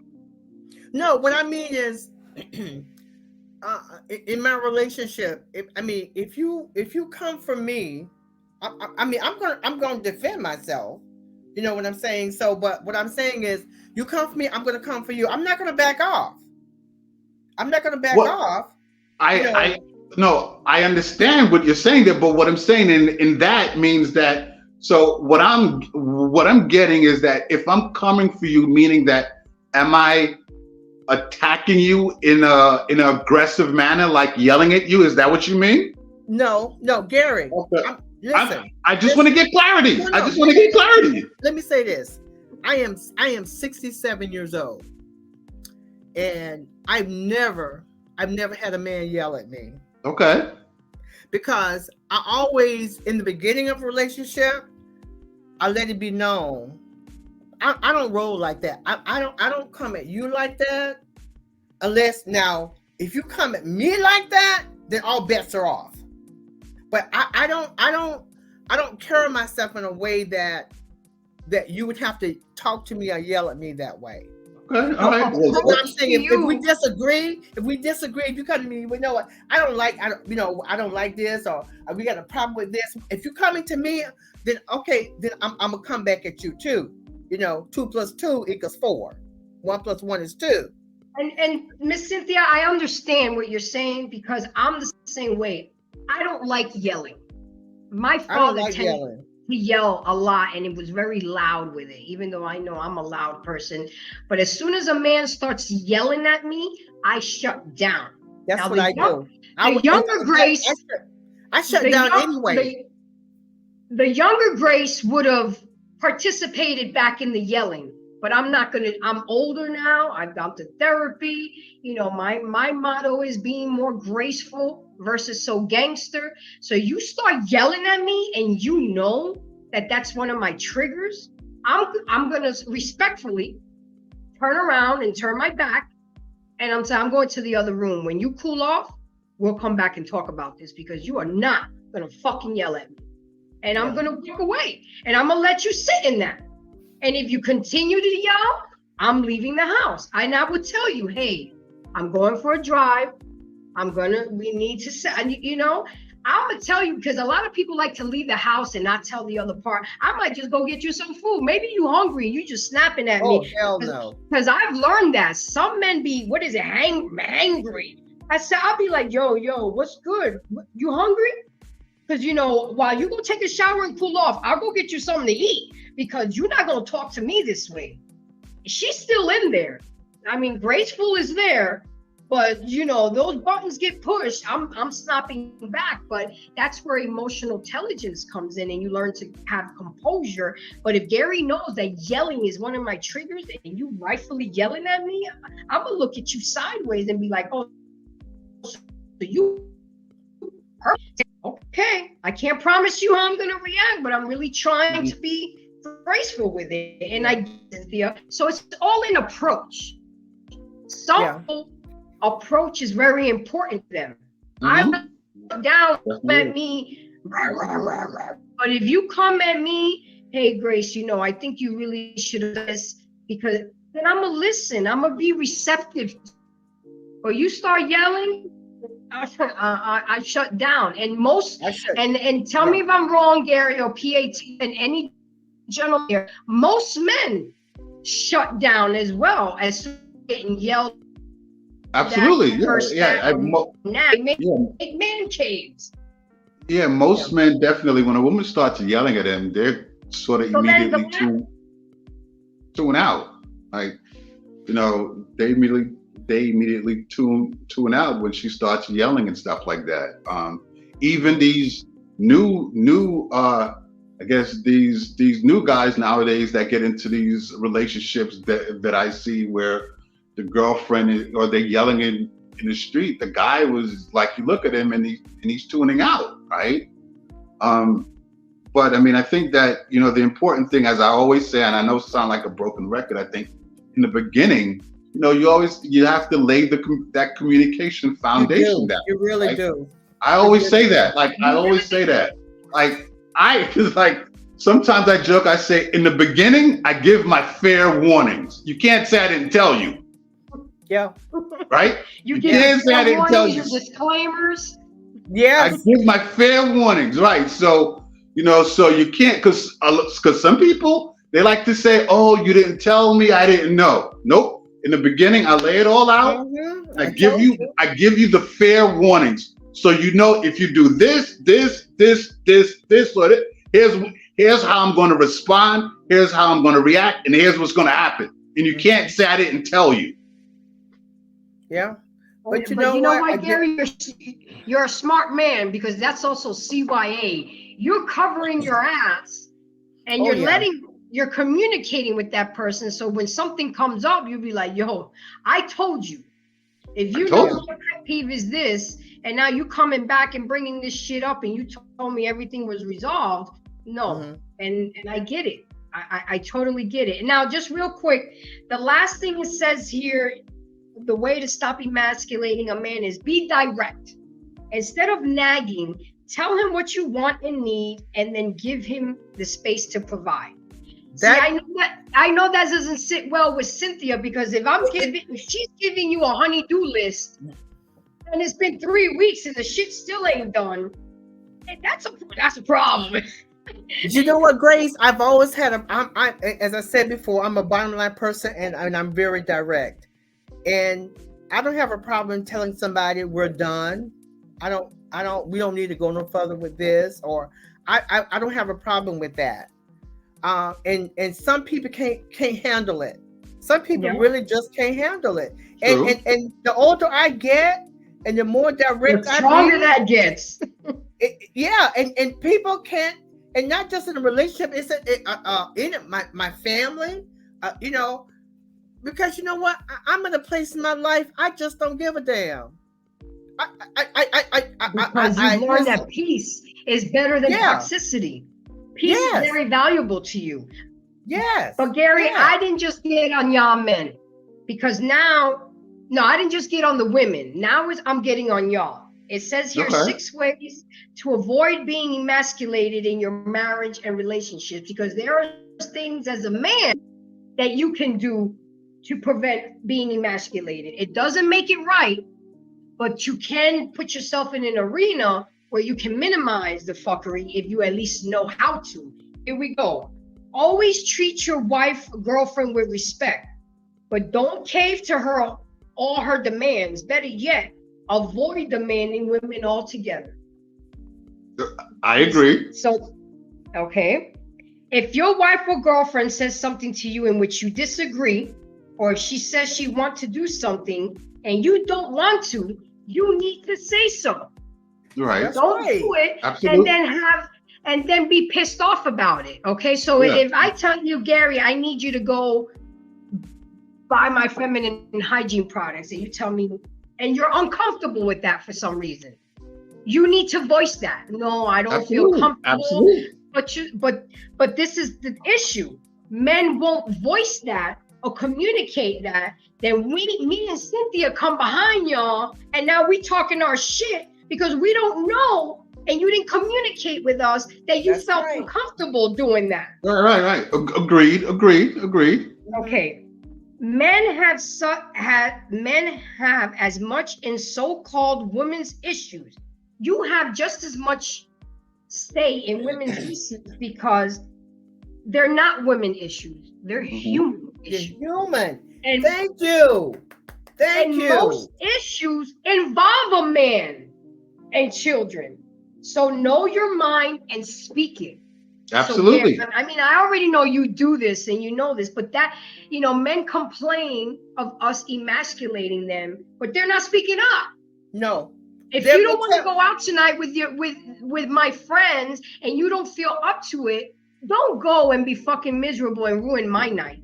I tell somebody else. I tell somebody else instead of telling the person, your significant other. You go tell your mama. You're gonna call your mom and be like, "Oh, this girl got me going out now with some friends I don't like." And then they're looking at you crazy when you see them because you don't tell. Instead of telling the person how you feel, you don't tell Bob and Sally Sue. Yep. Exactly, and you didn't tell Grace, the person that matters. Right. Exactly. The person that matters. Me, if you're like Gary, if Gary comes to me and says, "Grace, I don't feel comfortable with you and your best." Okay, it goes back to my relationship with my best friend who's a male, right? And Gary says to me, "I don't mind y'all having a friendship, but I don't feel comfortable y'all two just going out together. It would always either have to be I'm home." I said, that's reasonable, but don't get mad at me when I call you from work and be like, "Hey, me and Big Man are going out to dinner tonight. We're going to go hang out." And you all pissed off, but you didn't tell me how you felt about that. And now you're pissed off. You're pissed off at my friend. Now you're going to tell me I can't be friends with them anymore. Something, again, the communication. Know your mind and speak it. Number 4, don't try to prove that you're a modern man when you know damn right you old-fashioned. Yes. Don't be overly accommodating and wind up frustrated. You cannot let a woman have everything they want and have her way every way, because you're going to be the one walking around frustrated and then take it out on us because you're frustrated, and you're frustrated because you didn't communicate with us. What were you frustrated about? So did that make sense? Yes. Yeah. I mean, I think that it's okay to say no. It's okay, Oh yeah. I mean, I think that you can't give into every demand, but I think that if there's things that she wants to do and you feel okay about it, then fine. Then okay, cool. But I mean, if it's if she wants to start to be demanding on things, then that's problematic. You know what? I'm gonna tell you something. Yeah, because if you accommodate us so much of us, we're gonna feel like we can walk all over you, and then we're the mean ones. If you here's the thing. I think that and don't set boundaries. Well, in a relationship, I mean, you clearly want to communicate with each other, and if there's things that each other want to do, then you discuss those things. But I don't think you give each other free reign to do whatever they want, because then that's a recipe for problems. Well, you know what, Gary? Guys, go ahead, Miss Cynthia. Go ahead. I was going to say, my husband now is pretty much the first man that ever told me no on something. 10, 13. When I was dating my first husband, he never They never told me no. And that was such a challenge because Johnny said no on some things, and it blew my head off because I've no one has never really told me no, especially when you're dating somebody, the sex is good and everything is good, and you just do whatever and get whatever, and the first time that I was told no, I was like a kid that had a tantrum. I didn't know what to do. And that's really sad. Okay, I got the comments piling up, and we've already passed the 2-hour mark, which means something must be good. But let's go ahead and let's see what P. Texas said. Agree. Then he said, if I ask a female to buy my male products like oil filters and tire plugs, he's gonna take it. Oh, and then Grace came back. She has some things to do, but she came back and she said communication is key, but sometimes just out of respect, you get what you give. So if you don't like what you're getting, then evaluate what you're giving.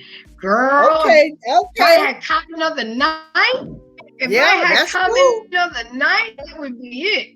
That's true. Fair enough. I need to Fair enough. face that. Is it not okay to say no? Texas said, oh, go ahead. No, I was reading what he said about it's saying no. It's not okay to say no. Women don't understand no. You say no, and she's now your enemy. Especially if it's a woman that's never heard to say no. Like Miss Cynthia. Here's the thing. When you're getting into a relationship with someone and you're getting to know them, and you having all these conversations and discussions, you kind of know where boundaries are, right? So there should be an understanding of, what's acceptable and what's not acceptable. Now, there are some women that I'm sure that will try to push the envelope or may try to push an issue, but, I think that, the guy would have to put his foot down and say no. But also, I do think that if you're having your conversation and discussion, then you're starting and you're learning each other.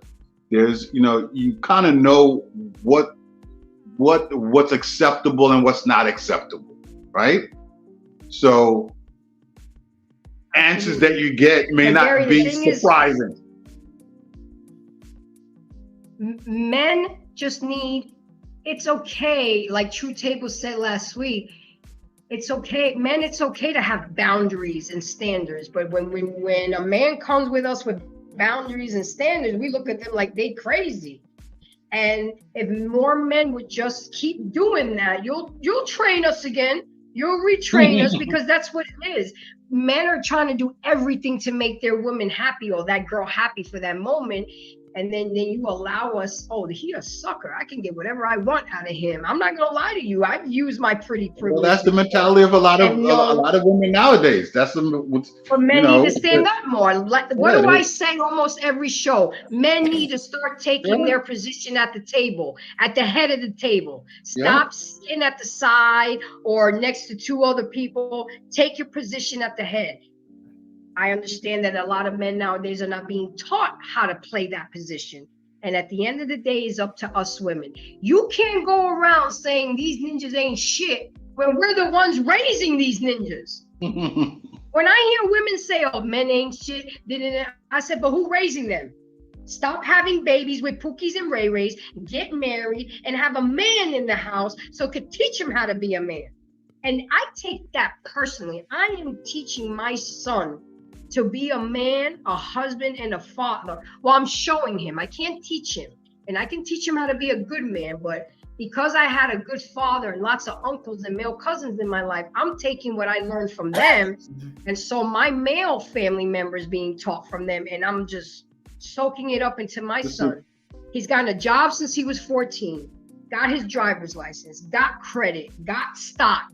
I'm trying to set him up because it's a trickle effect. If I get him right, he's going to be right for his wife and his kids. And then my grandbabies are going to be good because mama ain't got time. I'll take care of my grandbabies, but I'm not raising them.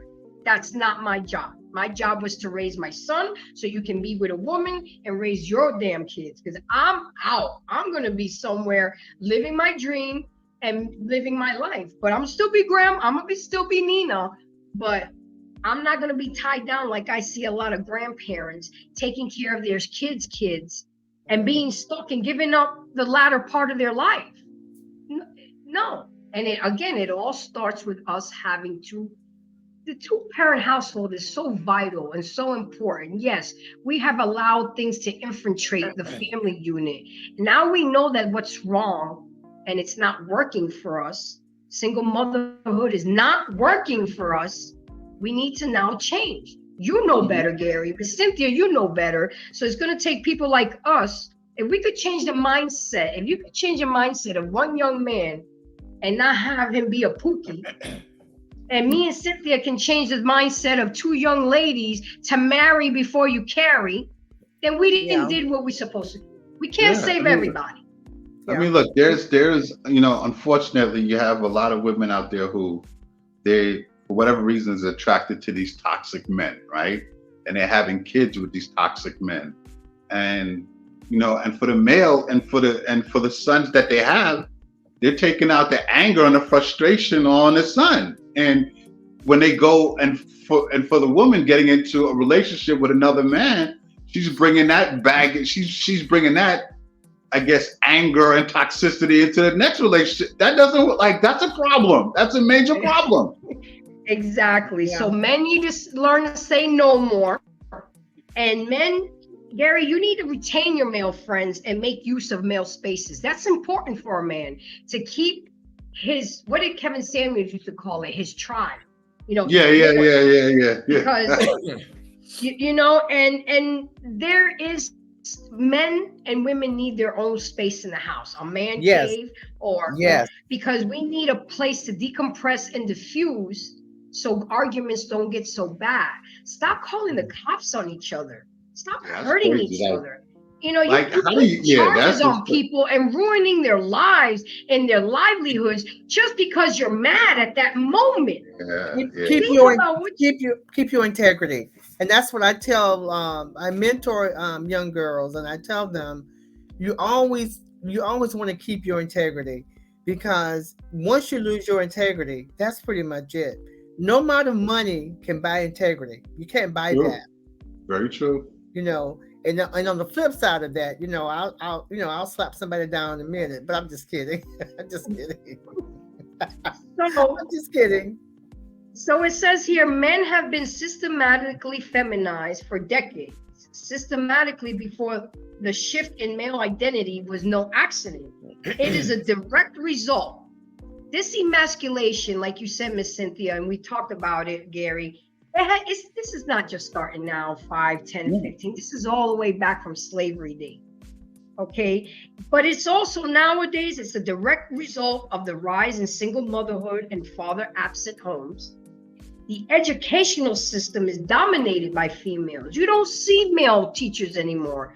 Nope. And remember when we did that show about the 31-year-old that got pregnant? And I told you the story about that male teacher. He had to quit Miss Bell teaching because he was a very good looking man.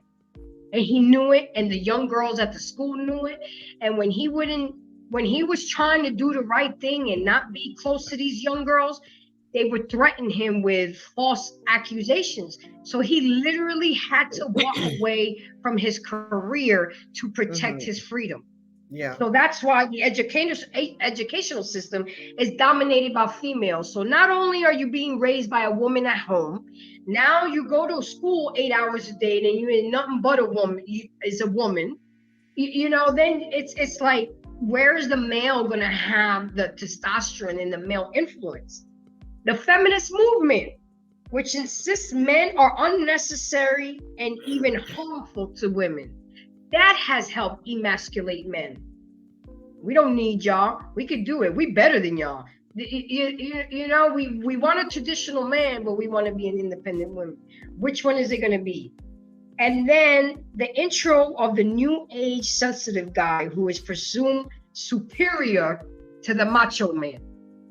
So the yes dear is considered the better choice. And you know what? I did a short, and it's my short that has the most views. I said, no more happy wife, happy life. It's happy spouse, happy house. Then I heard another one, Gary, happy king, happy kingdom. I'm like, ooh.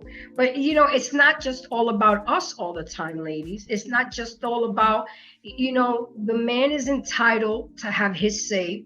The man is entitled to be part of the marriage. It's not just about us. But we also need to stop emasculating them and giving them the opportunity to be men. At least the ones that are trying. The ones that ain't, there's nothing you can do already, Miss Bell. They're lost in the sauce. But the ones that are, also, let me just say quick, there's a term that's been probably seen in the news and online and in a lot of I guess a lot of articles in dealing with the masculinity is the term is toxic masculinity, right?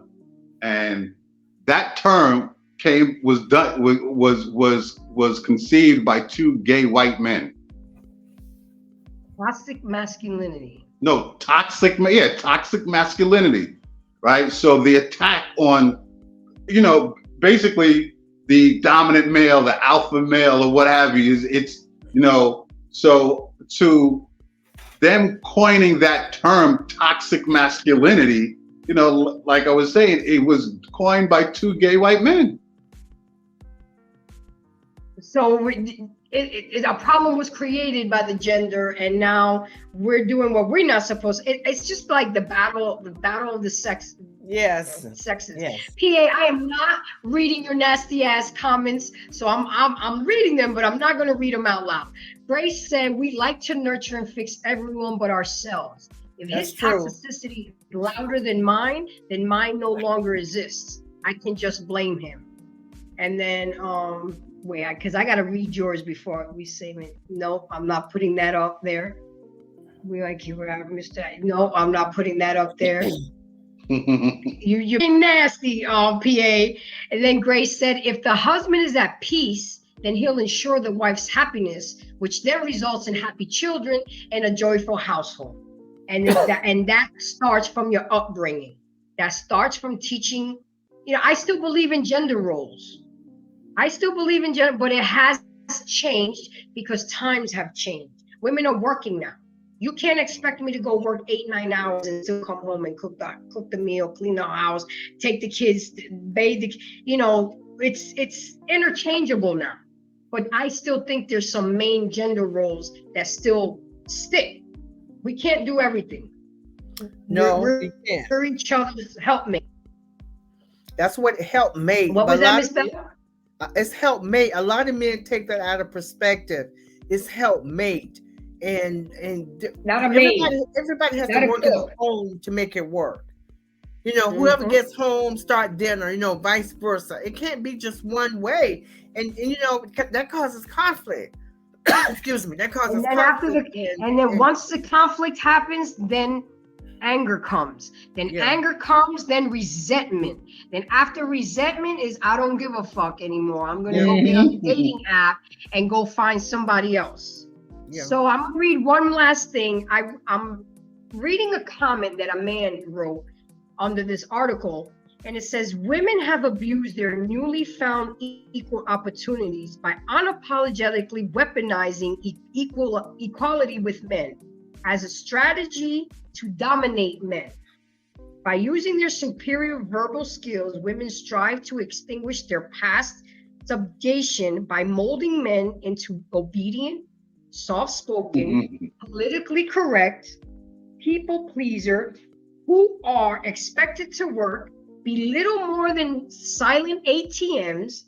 Modern men have been raised by mothers and girlfriends, wives, and teachers to be invisible enablers who echo their female partners. The concept of what a society should be. The goal of a happy wife, happy life has become the version of be seen and not heard. I thought that wrapped up everything that we just talked about tonight in a nice box with a pretty bow.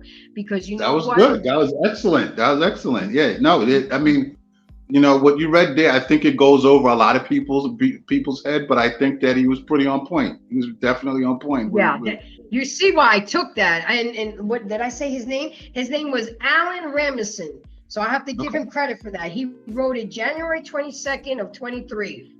I think we're both guilty of it. We emasculate men and they do the same to us. But at the end of the day, everybody, that magazine cover made me feel some type of way. I haven't even seen Creed because of that magazine cover. Because how can I respectfully see you in this version when you've already tainted this version? And it's just, I'm confused. Yeah. And then the one with Rihanna. Go ahead, Miss Bell. The magazine. Everybody talked about it. Rihanna and but look at the bigger picture. He's okay with it. And I don't know because he's young. I don't know, but I couldn't imagine Jay-Z taking a picture like that. I couldn't imagine him doing that. So I don't know if youth has a role in that, because and he's just happy as a lamb. Who is his look parent? Look at this. Beyonce was raised by two parents in the household. See, she had a father influence. So she knows her role when. Yeah, she was raised in a two-family household. Yeah. So Beyonce, even though she's Beyonce, aka Sasha, she knows her role when it comes to Jay-Z. And that's why they've been together. Look, he cheated on her and they still worked it out. She thought logically instead of emotionally. She's like, shit, he's a billionaire. It's cheaper to keep him because she got her own money too and so it's just a matter of what we value and what's important and what to you us. want. I think these younger generations are like lost in the sauce. And I brought up this conversation because everything that's put out there by the media is not okay. We don't have to be okay with shit. If it makes us feel some type of way, it's okay to voice it. There's a lot of people that feel like you, me, and Cynthia, but they're too scared to voice it or they don't want to have the hard conversation. Well, come to Embrace Grace and talk with Gary and Miss Cynthia, and we'll have that hard conversation with you. And we promise nobody will watch it. So with that, it's always real. I didn't show my videos, Gary. This conversation was so good. I had Dr. Francis. I had all this, but hey, sometimes just having the real conversation is good enough. I always like Gary commentaries because see, I can deal with somebody who's real. When you're real and you communicate to me on a real deal, then I can respect you. But when you just saying stuff just to say it because it sounds good and you want to be liked by somebody when you don't really feel it inside, that's a turnoff for me. So, but I always like your commentaries, Gary. You're real. You're real. From a man perspective, I can respect that. And what I like about him too is that he ain't scared to disagree. He'll That's stand what I'm on saying. 10 toes. With that being said, Gary, go ahead and give me your final thoughts, okay? Well, first, Grace, this was an awesome topic. I think that we definitely need to talk about this, again, where you're able to show the wonderful clips that you had, or should I say have, because I think people need to hear Dr. Crest. They need to hear her, right? This was a doctor back in the days, Miss Bell, that she predicted what's going on right now with the emasculation of men. Her name is Dr. Frances Crest, if you want to check her out. I mean, I had good, clips, but we're already hitting the 2.5 hour mark. Okay. I try not to go so long because most people attention span is not that long. When I see podcasters going 4 or 5 hours, it just doesn't make sense. But see, a lot of those kind of podcasts that go they're not really talking about anything constructive. No. Yeah, right? But over here, words matter. Right. So we matter. Right. We have very constructive topics. So I guess my closing out with this is that I think that it's important that we have this we had this conversation here. My concern is the optics, right? We're in a very visual world, and to raise, in raising our young Black men, our young Black children, optics and visuals are very important, right? So, and it's very influential. So we have to be very careful on what we put on TV, what we put on movies, what we put in magazine covers, right? That's right. Because it's very, so and we've come a long way because now we have people of color that are in positions to actually say something. Mm-hmm. And I think the disservice is that when they don't say something and let stuff like what we see happen, right? Mm-hmm. So I think that as we move forward, more people, clearly stuff like this is going to happen more. But as long as we keep speaking out, spreading the word, and let people know, like, this is a real problem, right? This is a real issue, because we all talk about the younger generation. Well, look what the hell you showing the younger generation, right? Mm-hmm. Yeah. So on that note, I'm Gary D. Thank you, Grace, again for having me. Thank you, Ms. Bell. You can see me Fridays on The Real Discussion with Rock Logic, hosted by Gary D. and Robin. We're on from 8 p.m. Eastern Time to 10 p.m. Eastern Time.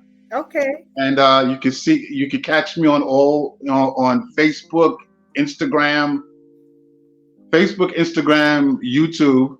The Real Discussion. And TikTok. Okay. You're on TikTok too. And TikTok, yeah, I'm on TikTok. And go ahead,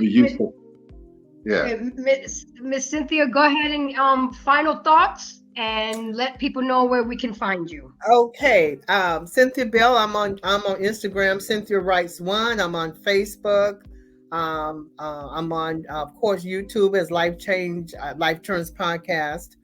And this was I came on. I don't have no lipstick or makeup, and I was like, oh, I just got to chime in.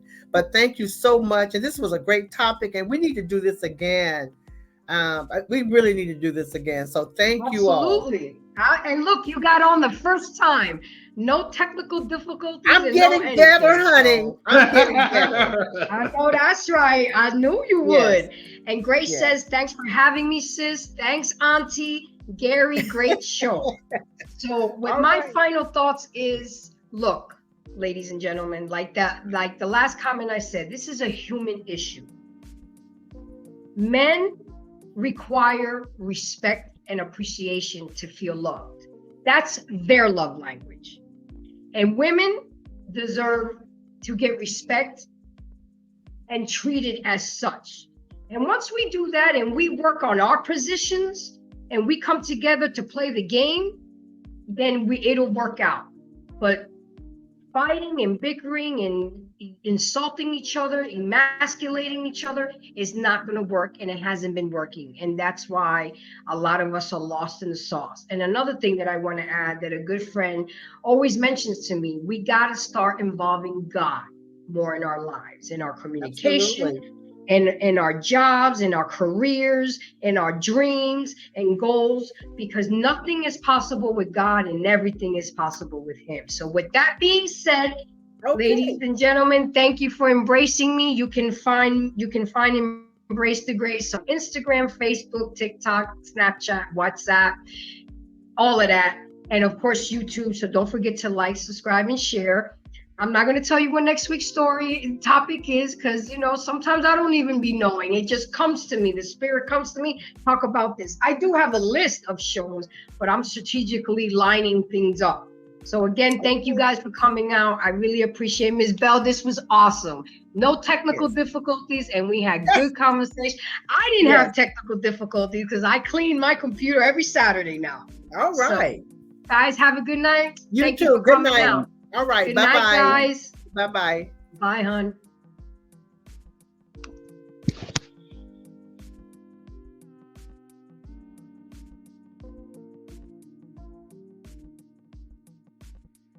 Have a good night, guys. Thanks for coming out. Don't forget to like, subscribe, and share. I really appreciate your support. PA Texas, even though you talk your shit in here, I appreciate your presence. And Grace, much love to you, sis. I appreciate you.